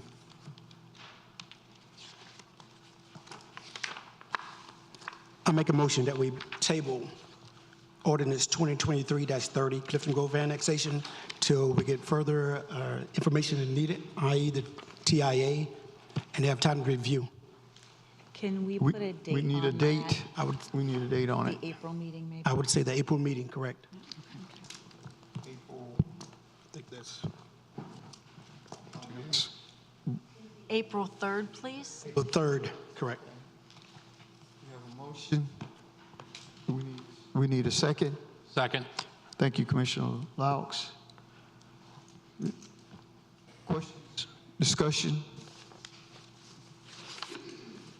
Roll call starting with Commissioner Baxter, In favor? Commissioner Miles, Favor. Commissioner Clark, Favor. Commissioner Laux. In favor. Thank you. Motion passes. Thank you. Please, in the interim. Thank you.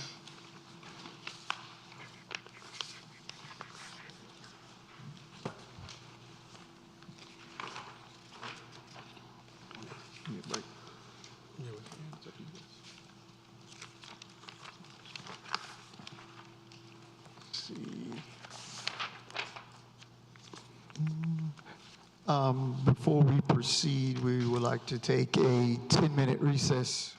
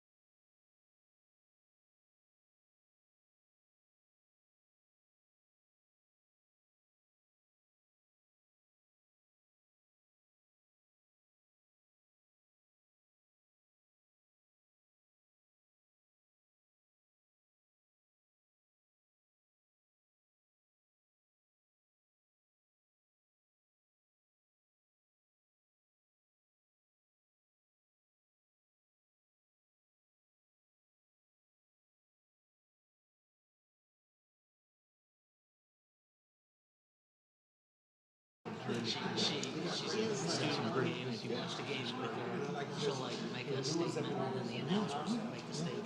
That's all it is. But if Carolina's not playing well, she's bored. Yeah. The dogs cower and everything, and my buddy and the two dogs, they go out to his sheds, which is not a bad place because it's a guy shed. So anyway, he sends he texts us a picture of inside the shed after the Duke Carolina game. So he told us everything. Does he have a TV in the shed? Oh, he's got everything. It's It's not a bad place. It's not a bad place. It's not to just be. a lawnmower and some trimming tools. It's not a bad place to be. That expressed the sentiment of how she was feeling about that Yeah, Kim is a huge Duke fan, and she gave it to me, and she gave me the business all day long, all the day before, all the day of. They were sure you betting on, all this stuff. We were having joint conversations with a bunch of mutual friends about her brother couldn't bet on the game because they got legalized gambling in Buffalo, New York. And he asked me for my opinion. Carolina was a 2.5-point favorite. Really? Yeah. I said, Rich, I think Carolina's going to win. I don't think they're going to cover the spread. I really think it's going to be a 1-point win. Because they're at home. Because your backs are against the wall in the NCAA. For those two as well. I really think that they're finally going to realize that it's do it now, not do it at all. And I said, if these guys want an extra $1 million on their per contracts next year, they're going to have that platform in the NCAA to get it. So that maybe that'll motivate them. Nothing else happens. So this code enforcement officer, Brad Pleasant, he says that's Brad, I love Brad. That's the undoing of Carolina. Because all those kids over there in the college ball, this is all about it's all about individuals get them. Because the fact that they were wearing all different color shoes and green shoes or whatever, it just tore them up. Yeah. Well, I didn't know it was Brad. That's funny. Jonathan, the guy that presented for the annexation, he was a past player.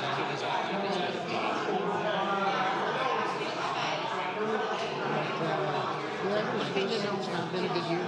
And then, you want to hear the juicy rumor? Yeah. Juicy rumor, there's We the need to 2-point do guard. the compliment. At the beginning of the year, they were the best point guard combination in the entire college basketball season. Now they can't even play. And supposedly their girlfriend troubles. We can really compare that. They got one bad too. Triangle? Triangle. Like, nice. They'll do it every time. So my buddy, who went to Duke, he lives up in Richmond. I was talking to him for about a half hour on Saturday night. I was 36.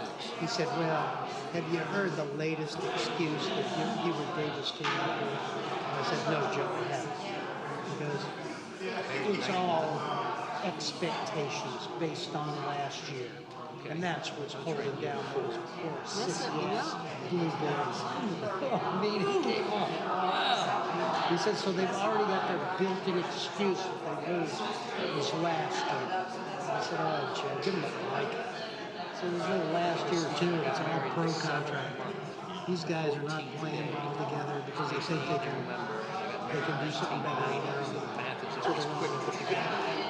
He said, yeah, and they don't play defense. It's too much going on. Fluke, but it makes it I easier. agree with everything he said.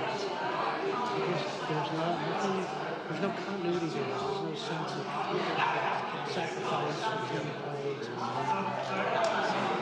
So, Bill Walton interviewed one time. That's very good. Very good. Came to practice one day. That is wonderful. That is good. Prayers She'll be right asked. back, she said.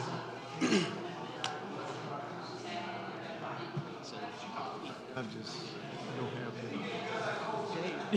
Just to remove all doubt. Still I get tired. It's only been 2 weeks, so. I'm not That's what you say. I'm not- Takes a long time to heal. I'm not taking any pain medicine at all. Yeah. Just Tylenol.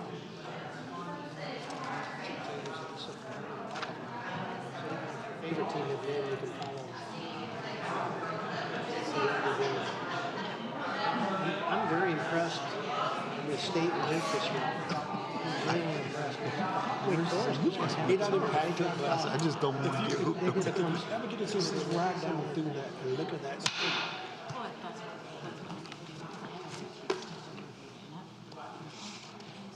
Thank you.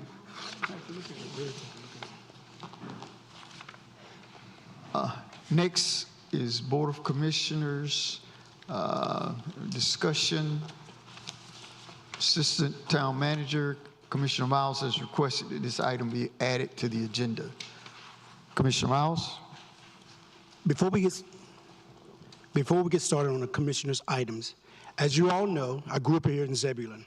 It was an ultimate small country town where everybody knew everyone, and everyone knew what was going on, from the governmental affairs to knowing the grandparents of the football player who scored the winning touchdown. It was easy. We all went to the same football games, the same church, and many were related. It was easy then for everyone to know everyone and everything when we had less than 3,000 people. Now here we are, over 9,000 Zebulonians. And as excited as I am about this growth and new energy, we need to adjust internally to maintain the small town transparency and sharing of information so our community doesn't rely on the rumor mill. To that end, we as town government need guidance, guidelines, policies, and procedures that reflect our new normal. Until last summer, commissioners knew of no known policies or procedures for us to easily and effectively add items to our meeting agenda, evaluate performances, and the growing need of the town. This brings me to the items added to the agenda by way of email. We have a work in progress, procedural documents, and we now have these fun items to discuss. First, the position of Assistant Town Manager. During fiscal year 2023 budget season, the commissioners indicated a need for this position and as another tool to help the town manager successfully meet the growing demands placed on him in a fast-growing town. And as of fiscal year 2024 budget season begins, can we get a formal update, including a job description and potential salary range, at our next monthly meeting on Monday, April 3rd, 2023, unless we have some updates as of right now. This is posed to the town manager. Okay, the assistant town manager position may have been discussed informally, but it was not budgeted. What my recommendation would be, I can certainly bring you some information back generically on what a assistant town manager does and what a pay range would be at the regular meeting.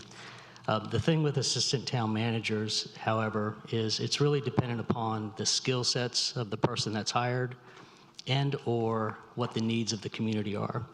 So another recommendation or consideration that I'll put before the board is, as you saw at last month's work session, and you'll see at next week's work session, you are starting to see reports from different departments on what their FY24 requested budgets are. And you've only heard from 2 departments so far, and already they've got 10 positions that they've asked for. You still need a report, or you still have a report coming your way from police and from Parks and Recreation and from planning and human resources and administration. So when the FY24 budget is presented to you in May, you will see all the positions that are recommended, and you'll see the positions that are not recommended. That probably might be the most effective time for you to discuss an assistant town manager. If an assistant town manager is part of the recommended budget, then you just approve that budget, and then we can refine the details of the duties of that position. If it's not in the recommended budget, then the board can have a discussion about prioritization. Would they rather have an assistant town manager position versus one of the ones that are recommended? So in summary, I can certainly bring you some information at your April regular meeting. It's going to be generic on duties. It's going to be generic on price ranges. I think the more fruitful conversation that you'll have is when you start debating your FY24 budget that will be presented to you at your May regular meeting.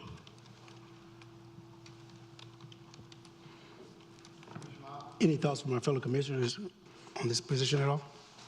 Questions from the board? I don't have any questions, but I can tell you right now, we need an assistant town manager, so I would highly recommend that position be budgeted for.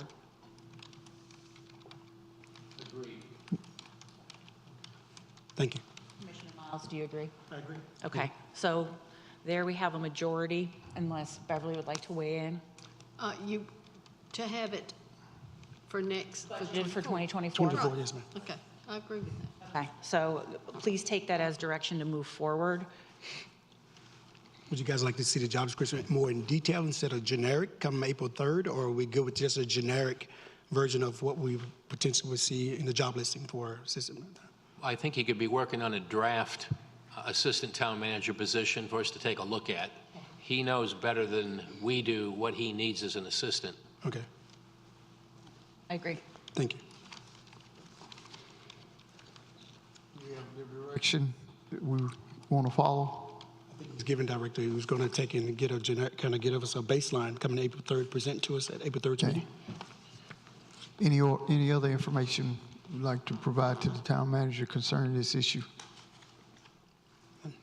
None. Comments from the manager? Yeah, so just to summarize again, I can provide some basic job description information about assistant town managers, just to understand that they're basic, they're generic. But this will be definitely something that gets presented to you in the FY24 budget that gets presented to you at your May regular meeting. Thank you. I thought you said April. April 3rd, 2023. Let's bring the information to you for that. Yes, ma'am. He's bringing information for that. Correct.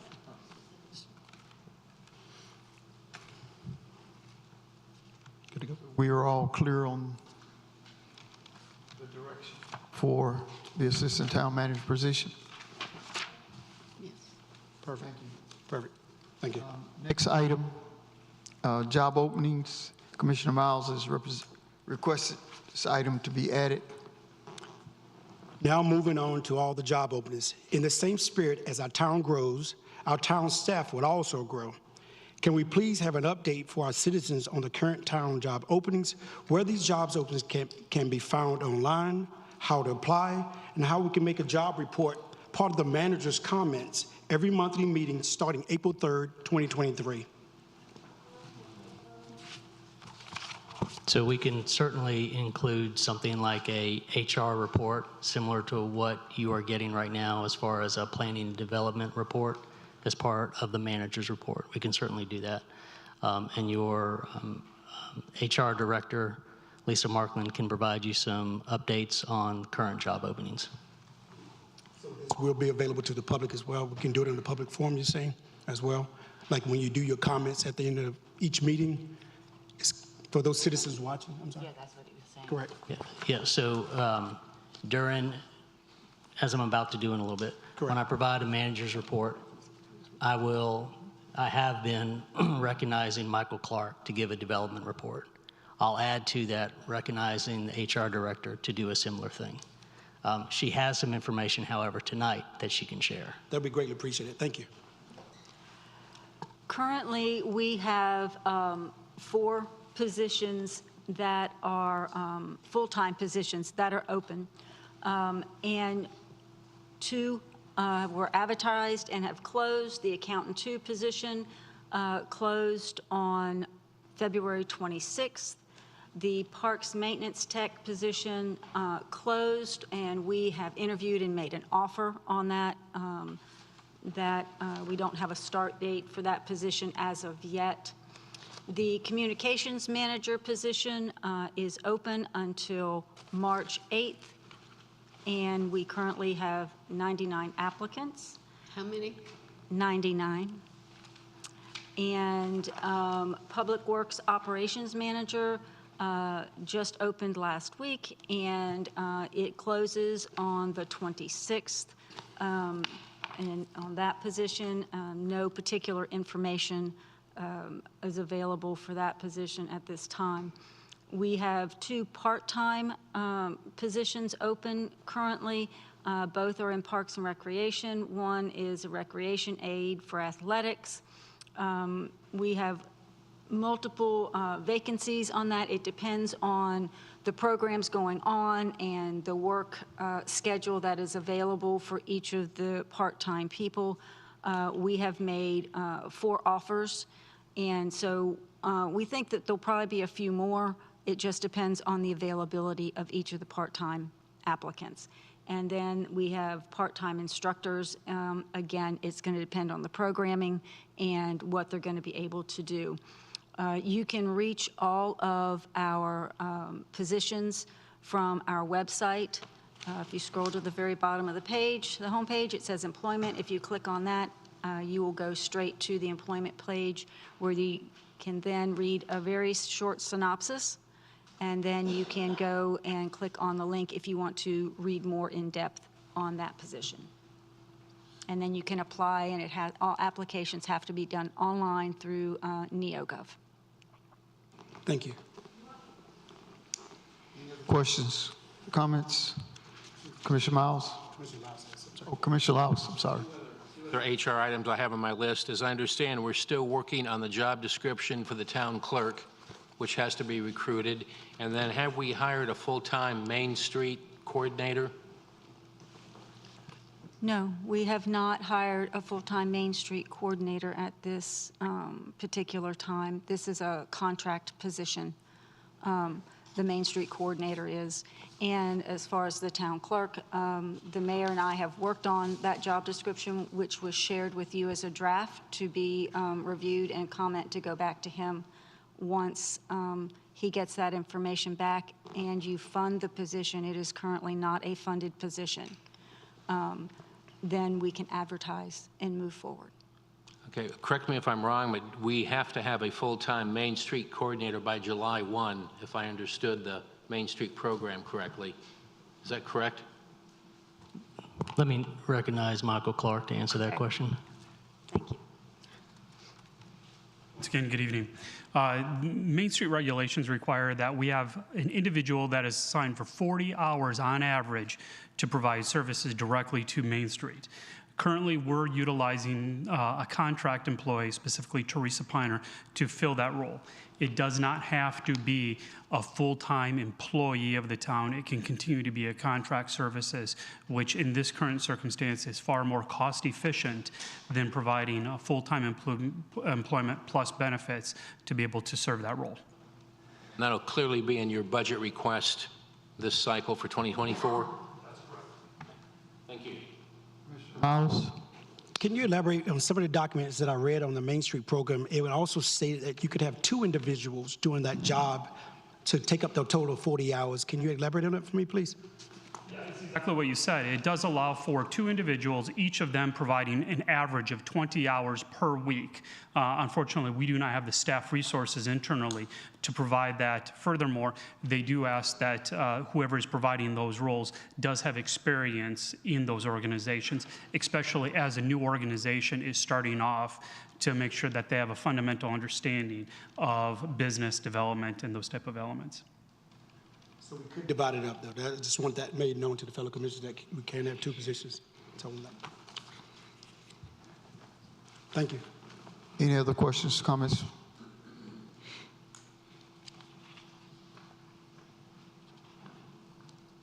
The direction we need as far as this topic is concerned? We do.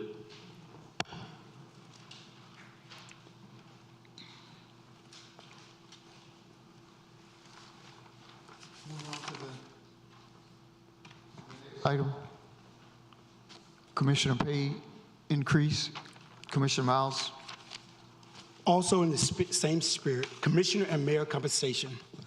Also during the fiscal year 2023 budget season, the commissioners indicated a need to update commissioners and mayor compensation. As a refresher, can you share how elected officials' compensation is calculated? Who determines this compensation? When was the last evaluation of the elected officials' compensation? The calculation is what the board determines as what they consider to be fair compensation for their services. The last time, I can't remember the date, but we came back and we presented information.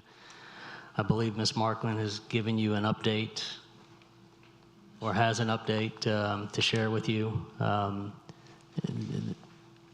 Again, the calculation is up to the board to determine, and we've got some information of what compensation looks like with surrounding communities. Do you want to see this now? Is it something we can share in a public forum, in transparency, something we can kind of read off a little bit, something to that nature, please? It could be shared at a later date. I don't have anything to share. At this point, because I didn't know if you were going to want to see it. Thank you. When we last presented this to the board, I'm just struggling on the last time we talked with you about it, but it was at a public meeting and it was shown on the screen. We can certainly make this available, but obviously not tonight. All right. Thank you. So can we make it available for the next April 3rd as well, 2023? Somehow have it in there in a public forum? You state that one more time? At April 3rd, 2023, we can have that in the agenda somehow, or where the public can see it, the compensation, this exact same chart that we have here. Is that possible? I can post this chart to the agenda packet that's online for this meeting. All right. And so they could go back to it and find it there. Thank you. You're welcome.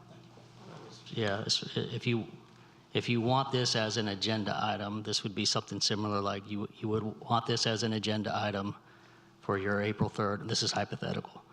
For your April 3rd meeting, we would attach this as an attachment. But again, the decision rests with the board on what they want to do, how they want to proceed forward on compensation.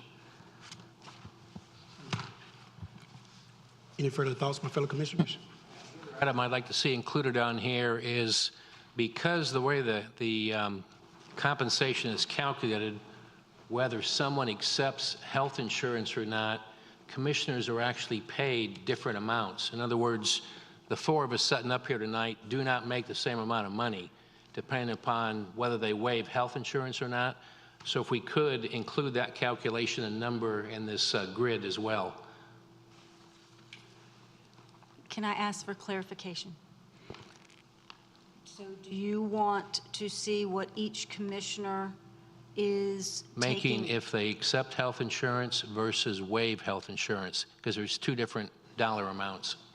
Well, yes, I can do it for each individual commissioner as far as, or board member, as what they're receiving when it's related to that and if they opt out. Okay, that'd be fine. Thank you. Yes, sir. Any other questions, comments? Again, as we grow as a town and our population grows, the time and responsibilities of commissioners and the mayor also are growing. And we need to update the elected officials' compensations to more accurately reflect this increase in time and growing responsibilities required to represent a growing town that is expected to double in population in the next few years. So how can we start this process in fiscal year 2024? And how can we create a policy to help address and possibly mitigate the potential for commissioners and mayor compensation from being the largest barrier that would prevent a variety of potential candidates from running for office, like those who are younger, work full-time, work in multiple jobs, have young families, or single parents, aren't retired, aren't wealthy, and et cetera. What do you guys think? Policy in place somewhere down the line? We can get something there? I'm sorry. We work together. I'm talking to the fellow commissioners. Something we can work together to potentially get a policy in place so we can make sure we have that where it's accessible to pretty much anybody that wants to run for office, instead of that core group that's normally retired, has full-time jobs or whatever it may be. I feel like it's key that we set up a policy now as we grow to have things in place. Questions, comments? Thank you. Mayor, we could use some clarity. So and we need board action on this, does the board want this as an agenda item for the April regular meeting? And included in that is not only the spreadsheet that Ms. Markland handed out, but also what that health insurance calculation would be. the direction? I think so. So we'll need a motion. I make a motion that for April 3rd, 2023's meeting, that there will be more information on the compensation for the mayor and commissioner position. Also be interested in the other towns, if they pay their commissioners a different amount too, or if they're fair across the board. Okay. Yes. I can speak a little bit to that. It's all different. Just about each town is different. Can I just second the motion first, though? And then we can discuss this in just the discussion area? Yeah. Okay, so I'll second the We have a motion. motion. We need a second. I will second. Commissioner Baxter, thank you. Discussion, comments? Some municipalities, the mayor pro tem makes a different salary than the regular board members. Some don't, which everybody's the same. So it's really different from all the municipalities. It's just whatever they decided upon. It's really no uniformity. I don't see it. The mayor of Wake Forest, she just got her first pay raise, and she's been on the board. She's been a mayor for 17 years, and she just got her first pay raise this year. So it's no uniformity. It's just whatever we want to base our compensation on. We can look at it, however, but I can tell you it's no uniformity. Commissioner Miles? I just think, I heard you said it's 17 years for the mayor of Wake Forest. I know we have one commissioner that's been here 21 years. It hasn't been addressed in 21 years. I know that I can go to that date by just verifying with Commissioner Clark. I think we spoke, it's been 21 years, the same thing for the most part, correct? Well, it may go up with cost of living or something. What, the increase has always been the approved amount for merit increases for employees. So if you have approved 3% for merit increases, the board salaries were increased by 3%. So it was whatever the board approved. So that's been the policy since I've been here. All right, thank you. Let me elaborate on that. So as an example, the year that we're in right now, I made a recommendation, you all approved for merit increases to go up to 5%. Not all of our employees get 5%. It's a performance pay. But the commissioner's pay goes up by the full amount. So that's one of the things that Ms. Markman was referring to. And that's on an annual basis. Thank you. Any other questions, comments? I just have a comment just for clarity. So what we're discussing, folks, is whether or not the board should increase their compensation from $5,371 a year to something different than that. So for me, it winds up being like a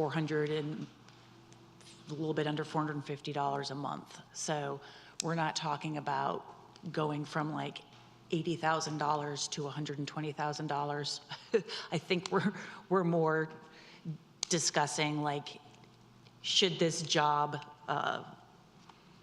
pay or allow us more than $450 a month? So just for clarity's sake.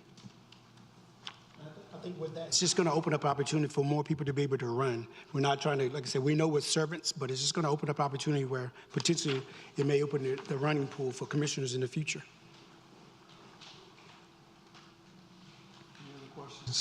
We have a motion and a second. Any other discussion? It's a roll vote. Commissioner Baxter? Approved. Favor. Commissioner Clark? Commissioner Laux? In favor. Motion passes. Thank you. Next item, organization policy and personnel policy. Commissioner Miles. Lastly, overall policy and procedure. August 2022, Commissioner Baxter introduced the need to update personnel policies, including but not limited to the drafting of a fraternization policy, rules of procedure, and dissemination of information, as none of these policies were known.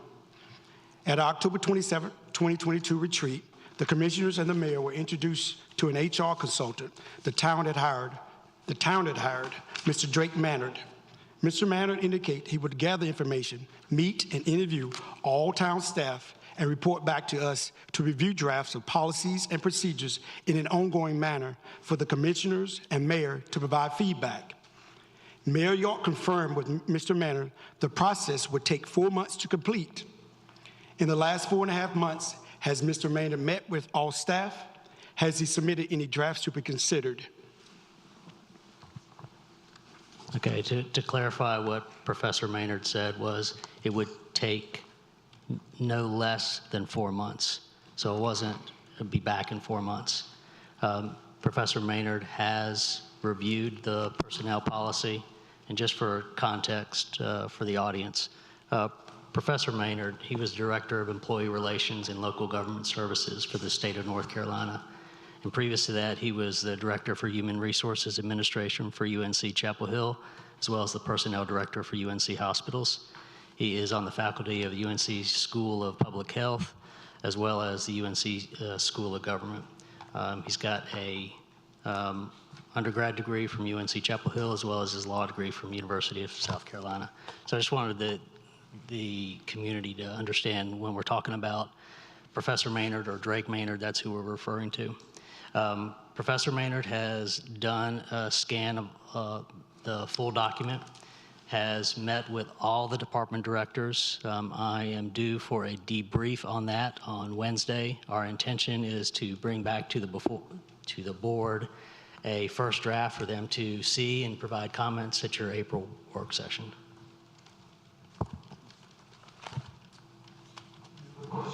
Comments? One last thing. Can we please follow with Mr. Maynard tomorrow, March 7th, so we can begin finalizing the policy starting at our March 23rd, 2023 mini retreat?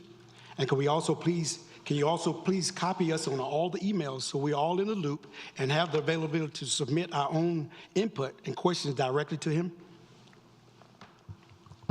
I need to see where Mr. Maynard is on when we meet with him on Wednesday before I can make a promise like that. I've got to see what his assessment is first. I will certainly keep you in the loop, but I don't want to make a commitment to a formal presentation earlier than the April work session. Certainly not commit to March mini retreat until I have a chance to have a conversation with him and see where he is in the process. All right, thank you, sir. Any questions, comments concerning this issue?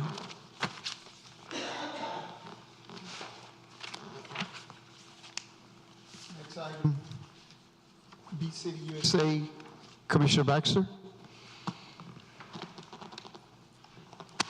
Okay, so I gave a presentation about what it would take and why we would want to participate in the B City USA program at one of our retreats previous, and we just haven't had an opportunity to circle back and kind of have a discussion and decision made as to whether or not this is something that we would like to participate in. One of the things that was requested by the mayor was that we have a non-binding commitment from some outside entity to help support this endeavor, most specifically in the area. One of the requirements is that we hold a pollinator event. And so I have disseminated to all of the commissioners and the mayor. Actually, I didn't do it. Ms. Markland did it for me.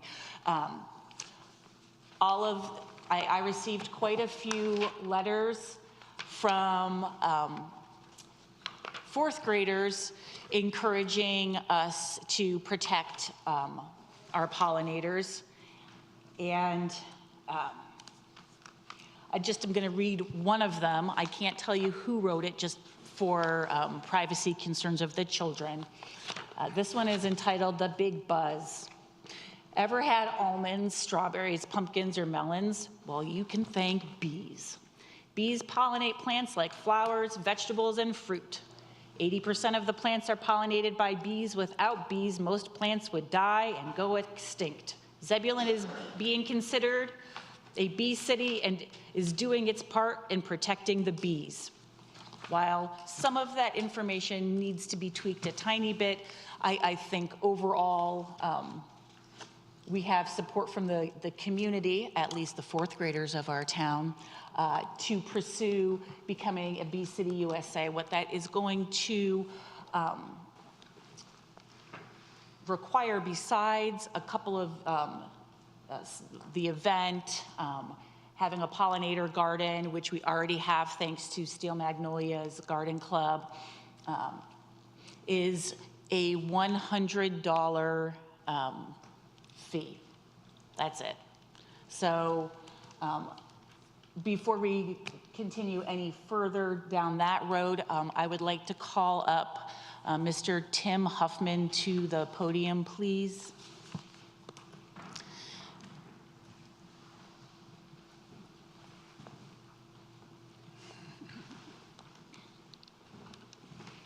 Thanks for coming and sitting through this rather long meeting to be able to speak to us a little bit about the partnership that the club is willing to engage in. First off, will you state your name for everyone and where you live? 2061 MC 97 East, Zebulon. Yeah, and so Mr. Huffman is actually the person who got me into beekeeping many years ago. And he has been integral in supporting and helping beekeepers in our community and throughout the state for many, many years. So I'm not quite sure what your role is right now, Mr. Huffman, with the Bee Club, Five County Beekeepers Association. Are you president? Program director. Okay. Well, so you have had an opportunity, and I know this is going to sound a little bit like I am questioning a witness, guys, but I'm not. I'm just trying to get the information that we need out to the public. So you were able to talk to your executive committee, and they have agreed to lend a helping hand to produce this event at some point. We can support with our beekeeping knowledge, experience, and we've been gathering outreach equipment to teach people about beekeeping and what they do and how you do it. So that's awesome. Thank you. Thank you so much. Unless anyone else has any other questions. Anyone else from the board have any questions? Question for Commissioner Baxter. Would you be willing to head this up as kind of the coordinator for the town? Yeah, absolutely. Thank you, Mr. Huffman. So the cost associated is just $100? Is $100 for membership. And I feel like if we were to look in our couches and in our cars, we could probably find that in loose change. So I am asking that we direct staff to move forward with applying to become a Bee City USA now that we have a commitment from the Five County Beekeepers Association, and I will commit to heading up this initiative. So will you need a motion? Do we need a motion? Because staff is going to have to come back with, I'm thinking instinctively, even though it's $100, just a budget adjustment, or at least a budget adjustment to do recognition of funds. So, and I haven't had a chance to look at the resolution. So yes, directive to put this on the April regular meeting Would it agenda. be easier if I give you $100 out of my pocket? We still have to recognize it. All right. Okay. So then, may I make a motion that we direct staff to do whatever discovery they need to do about where this $100 is going to come from, and for us to move forward in the application process. I second that motion. Do we have a date that you want to put that on? April 3rd. Is to come back before us at the April 3rd meeting, I think please. he just said April 3rd. It has to be in the motion. Okay, gotcha. We have a motion. Second. Do we need a second?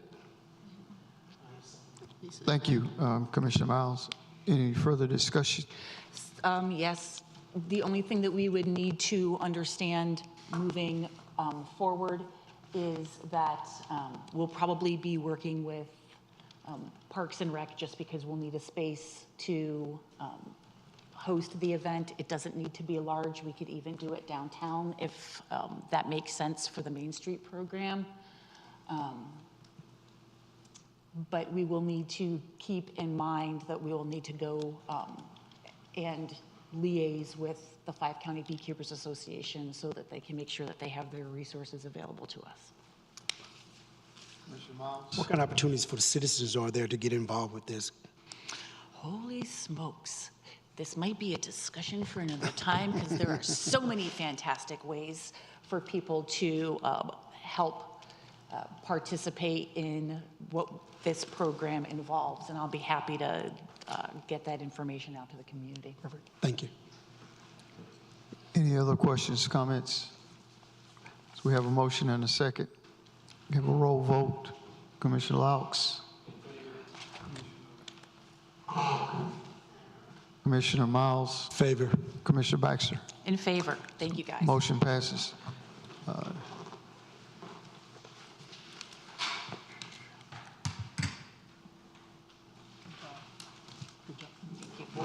Board comments. Commissioner Laux.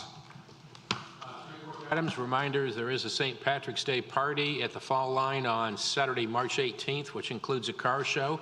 Please participate. Number 2, we are approaching a population of 10,000 people, which is a big move for Zebulon, and along with that is the possibility we can extend our ETJ from 1 mile to 2 miles. I think everyone needs to be aware of that we may be reaching out if the board approves that in the future. And the last item is, please check out the Park and Rec's event schedule for 2023. I'm very excited when I look at all the things on there. There's something every single month going on, so please check that out and participate. Thank you. Thank you. Commissioner Clark. I appreciate all the attendance and all the people that applied for our Main Street Program Committee, and look forward to working with you. Commissioner Miles. Hard to believe it's March already. And I've talked a lot tonight, so I'll keep it brief. I first want to thank you all who have thrown their hats in the ring for the Main Street Advisory Board. I really enjoyed reading the applications and listening tonight. Zebulon definitely is lucky to have you all reply in such talent and passion. I also want to thank our staff.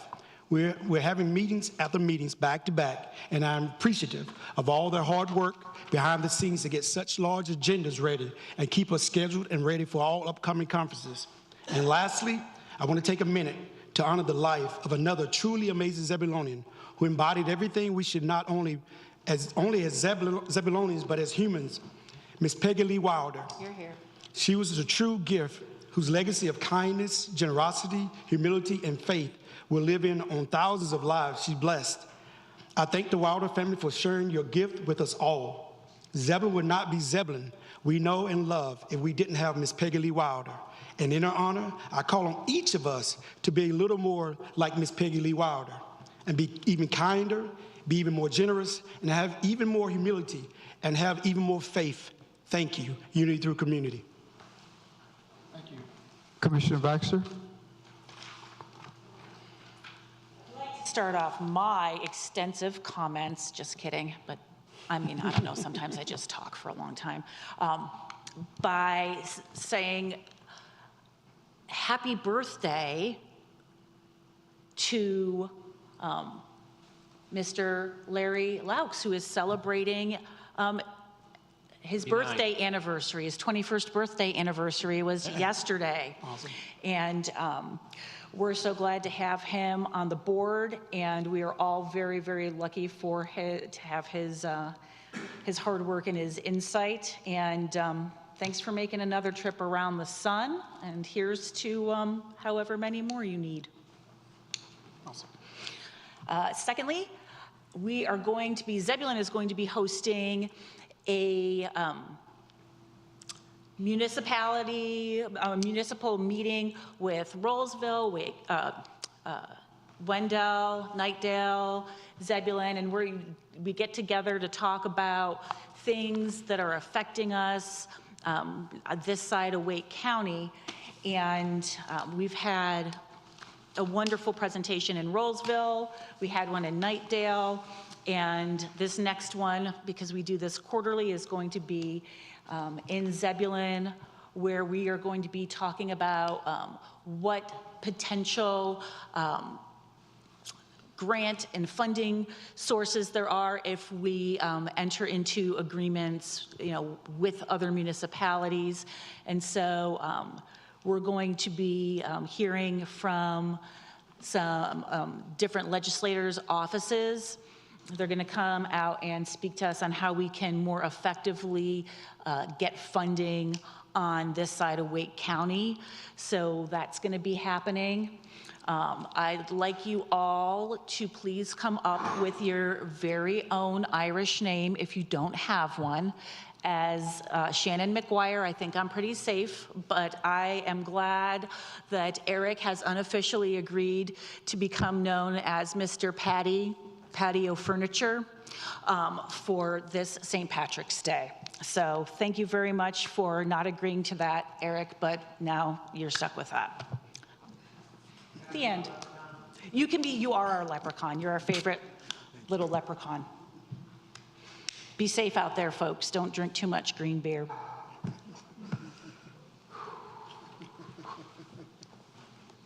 Thank you. You're welcome. We didn't get an opportunity to read the recognition for the school. I guess I can do that now. Yeah. This is for middle school student, Zebulon Middle School student, Justice Brown. Justice is an 8th grader at Zebulon Middle School.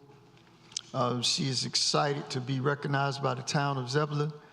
She is a member of the National Junior Honor Society and is a student ambassador. Both of these clubs help her to advocate for students at the school.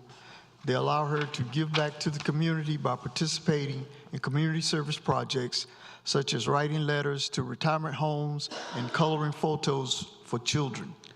She helps just this week to make thank you bags for the school bus drivers. She has represented our school at the elementary schools to help students learn about how great Zebulon Middle School is. She made the principal's list, all A's, first quarter this year, and is honor roll in second quarter. When she grows up, she plans to be a pharmacist, technician, or a psychologist. So thank you. From the town of Zebulon recognizes Justice Brown of Zebulon Middle School for being an overall outstanding student and a role model to the students. March 6, 2023, signed Mayor Glenn L. York, and we will get this recognition to her.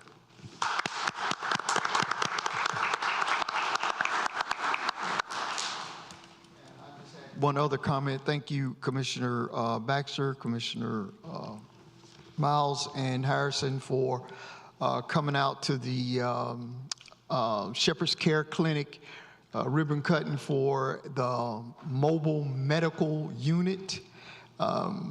They will be providing services for the uninsured and folks that don't have the means for health care. And it's a beautiful mobile unit. If you see it riding around town, then that's what they'll be doing. And I am very appreciative and that we also had the sheriff, Wake County Sheriff was there, Mr. Willie Rowe, Wake County Commissioners Don Mile and Cheryl Stallings, County Commissioner also. So thank you guys for being there and representing the town. Exciting. Yes. Very much so. And now we will have manager's report. Thank you, Mayor and members of the board. 3 items on the manager's report today to recognize the planning director, Michael Clark, for the planning report. We also need to recognize Finance Director Bobby Fitz for some budget transfers. And then I'll conclude with giving the community a preview of the work session topics for next week's work session. So first things first, let me recognize Michael Clark for the planning report.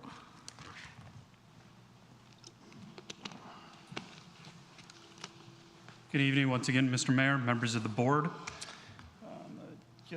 Jump out of this for a moment. Whoops.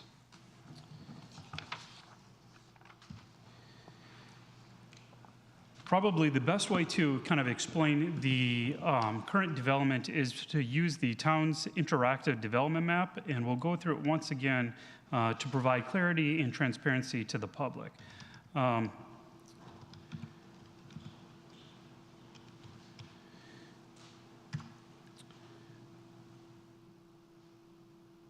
Once you go to the Town of Zebulon website under departments, you can drop down to planning. And then once that page comes up, there's several ways to get it. The easiest is to click on the direct link located on our front page. And then for easier viewing, click full dashboard. This will bring up the entirety of the dashboard. However, if you do expand out the map portion and zoom in, it'll provide a bit more detail and clarification. As noted at last month's development update, we are in the process of the first review of the phase and track plan development, which is located in this location here. It is the first review, and it will end up going through multiple reviews before it comes in for a plan development review, which is something that will require Planning Board recommendation and ultimately Board of Commissioners review. We have heard update right now, the applicant for Wake Lawn Mills is tentatively going to be coming back before you in May. That is subject to them providing all the necessary information in terms of the modifications that they're providing to the development. The applicant for the Dory Meadows plan development, which is located here, has had to submit some modifications in terms of their annexation request. For this particular rezoning, they'll have to go through annexation and then rezoning at the same night. However, this does require a joint public hearing and recommendation from the Planning Board before you can consider the rezoning request. Zebulon South, which is this development here, is currently looking at revisions due to round 1 of the comments. Next week, you'll hear a joint public hearing for the Wall-Purdy tract. This will be a conditional zoning request for a residential subdivision. It is currently located in the county jurisdiction. So once the Planning Board makes a recommendation, this comes back before you, this too will have to go through both annexation as well as possible rezoning request. The newest of the requests, though, which just came in on Monday, is a rezoning request for the redevelopment of the tract at Dogwood and North Arundel. It is for a potential service station. They'll have kind of a C-store type operation, canopies, as well as a truck fueling canopy on the site. There are a couple deviations that they're going to have to request, so we'll be coming before you for conditional rezoning. Right now, this was first review. It will have to go through probably at least 1 round, possibly 2 rounds of TRC before we're able to provide a recommendation. Other items that have been brought into question, the cookout is still in review. We are in discussion with them regarding the site design and configuration. Initially, they submitted based on the old zoning code from a previous submittal from a couple years ago. So there's substantial modifications that will have to occur before they are ready to move forward.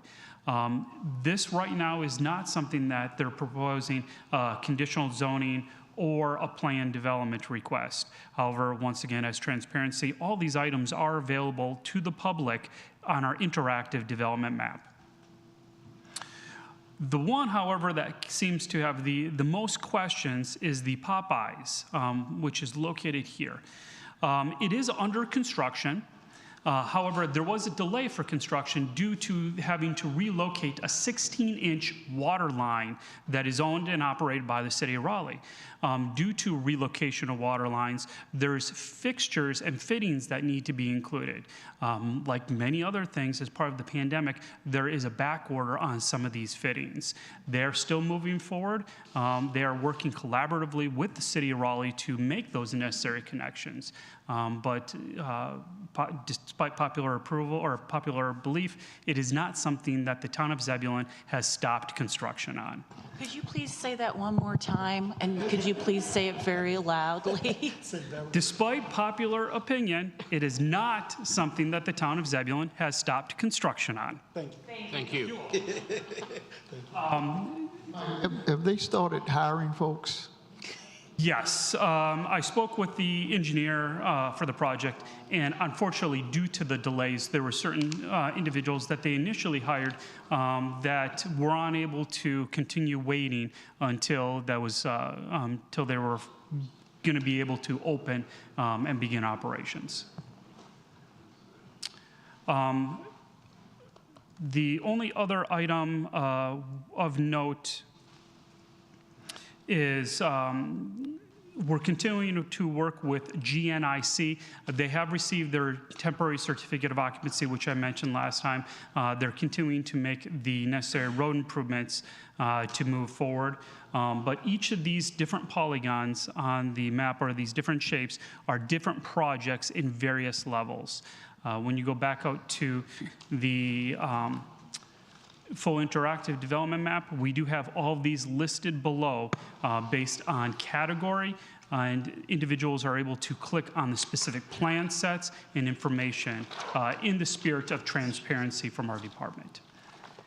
And with that, I'm available if you have any questions regarding the development update. I do have one other staffing update following any questions, though. Yeah, I just have one question. I've seen that the building that was used as a church that is directly south of the railroad tracks on Arundel has sold. Do we have any information on that? Or at least if the contract it's pending? Yeah, we do not have any information about the potential occupant, but once they do submit a zoning compliance permit, that too will end up being shown on the interactive development map. Okay, thank you. Very good question. House? As far as the project going on Rotary Drive, Meridian, where do we stand with that? How far along are they in the process? They're still in review and design. They haven't resubmitted anything since they received their conditional zoning request. Okay, thank you. Mm-hmm. Any other questions, comments?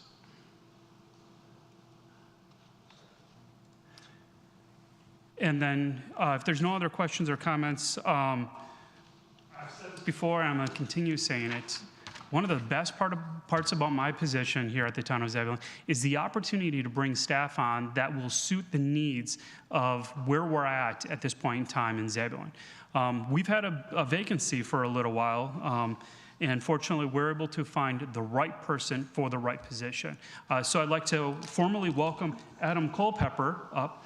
Adam joined us a couple of weeks ago. He has a bachelor's in urban and regional planning from East Carolina University, a master's in urban and regional planning from Virginia Tech.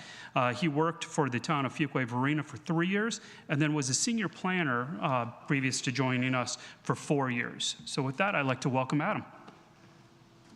How's it going? I just want to say hi and welcome. I'm excited to be here and see how the town grows and see what I can do to help you guys. Thanks, Adam. Welcome aboard. Welcome now, aboard. What is your position going to be? Senior planner. Oh, senior planner. Yeah. Okay. Well, fantastic.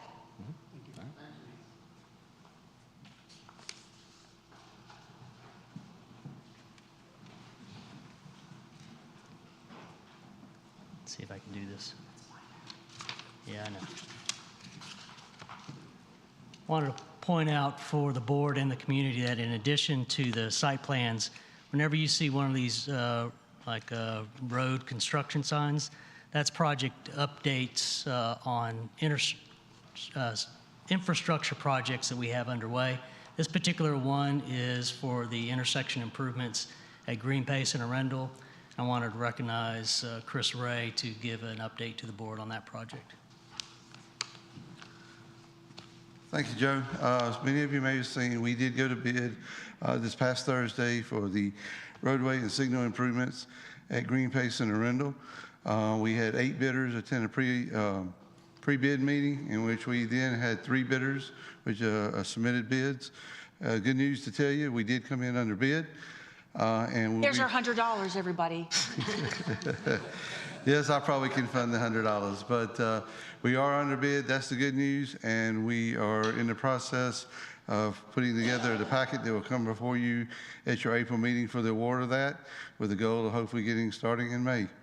So some good news there on a much-needed traffic improvement. Fantastic. Thank you. Thank you. Thank you. So there are 2 types of ways to modify the budget after it's been approved, and one is through budget adjustments. Budget adjustments are board actions, so a budget adjustment is transferring over a amount of money that's over a certain threshold. The other type of budget adjustment is if you receive money, even if it's $100, it has to be recognized to go into the particular account. The other type of adjustment is what's called a budget transfer, and that's the authority that's granted to the manager to transfer lesser amounts between line items. And while the manager is authorized to make those transfers, he or she is required to report out to the board what those transfers are. And so with that, I'll recognize Finance Director Bobby Fitz. All right, thanks, Joe. You recall last month I did a handful of these as well. But this is what I just handed to you that I'm going to read out, the transfers that were made. In Planning Department, moved $4,500 from salaries to travel and training, moved $4,000 from minimum housing to professional services. In Public Works Property and Project Management, moved $1,700 from insurance and bonds, $600 of that to cell phones, and $1,100 to community center electricity. Also moved $750 from municipal complex natural gas to public works facility natural gas. In Public Works Operations Division, moved $10,000 from salaries, $5,000 of that to professional services, and the other $5,000 to contract services streets. Moved $2,500 from insurance and bonds to vehicle maintenance. Moved $1,500 from materials and supplies, snow and ice materials, to materials and supplies, stormwater. And then in Parks and Recreation, moved $5,000 from athletics, part-time salaries, from athletics to part-time salaries, athletics. Moved $5,000 from salaries to part-time salaries, athletics. And moved $2,500 from travel and training to grounds maintenance. Moved $1,500 from cemetery landscape to grounds maintenance. Moved $5,000 from community center programs to part-time salaries.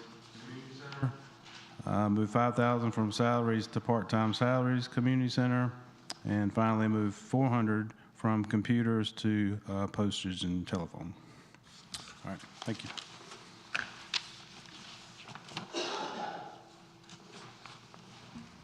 All right, and to conclude, to give a preview to the community on the agenda items that will be on the board's work session for next week. So just as a reminder, that's March 16th. It starts at 5 o'clock. It'll be in this room. You'll continue to receive your quarterly reports. This quarter's quarterly reports will focus on the FY24 budget requests from different departments. So as I mentioned before, you've already heard from Fire and you've heard from Public Works. In this next round of quarterly reports, you'll hear from Parks and Recreation and Planning. and we're still deciding about whether legal or economic development will be the third presentation. You'll also have a discussion on your bond referendum, so your financial advisor will come in and talk to you and provide an affordability analysis, in essence, how much of a bond referendum you could take out this coming fiscal year if you wanted to put something on the November ballot. And we'll also engage you in a conversation on what could be some candidate projects and what would be more specifically or more generally ballots. So a transportation ballot, a fire ballot, a facilities ballot, a parks ballot, all being examples of that. And then per the board request, your last presentation on special events, you asked that to be tabled to the work session that I'm referring to, and so that will come back before you as well. And with that, Mayor, that concludes the manager's report. I have a question. Commissioner Baxter. So I'm just trying to scroll real fast because the lion's share of the commissioners and elected officials were going to be at the Main Street event. So I'm just trying to see what time it ends for us on the 16th to make sure that we get back in time for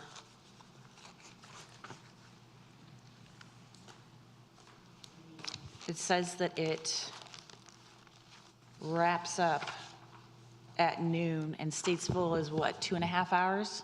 You can be home, yeah, you can make it. All right, I just wanted to make sure that that was going to work. All right, okay, thank you.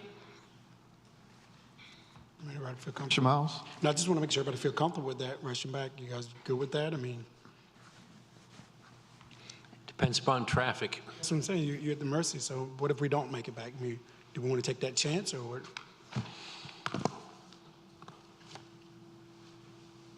Is there an alternate date we can move to, town managers, or something we can do? Or can we move it till later, Later? just in case any of us are stuck in traffic?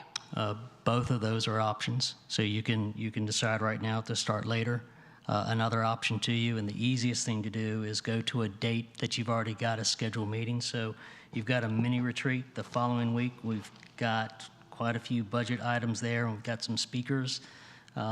If you were to ask me a recommendation, I would not do that because where you are in your bond referendum discussions, you're going to need every meeting you can get. So if you're concerned about getting back in time, my recommendation is for you to kick the work session start time later. Do you guys feel comfortable with moving it a little bit later? 6. I'm good with 6. Okay. Because it's time to get back, because it'll be done by noon. Get back to the road. To 6? 6. We need a motion. I do that, yeah. So I make a motion to move the March 16th work session to 6 p.m. I second that. Okay. Thank you, Commissioner Laux. We have a motion and a second. Any further discussion? Roll vote. Commissioner Baxter. Approved. Favor. Favor. Commissioner Laux. Motion passed. Thank you.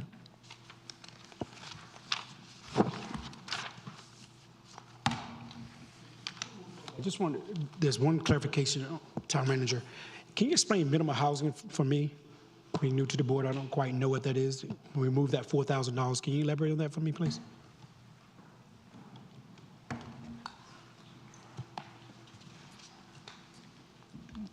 Once again, good evening. Thank you for asking the question.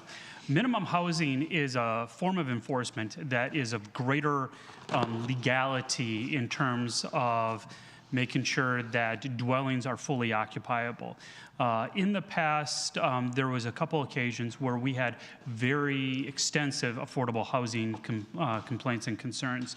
These typically require substantial legal fees, exterior inspection fees, pest control fees, and it's been determined that at this point, between now and the end of the fiscal year, it's unlikely that we're going to enter into any of these that's going to require us to tap into those resources to this extent possible.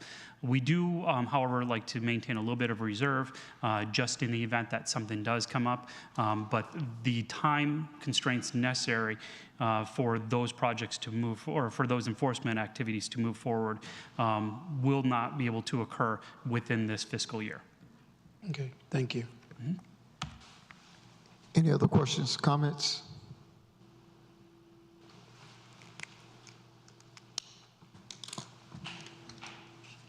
Do we want to take a recess prior to going into closed session? Can we make, no? We can close the service. That's fine. I mean,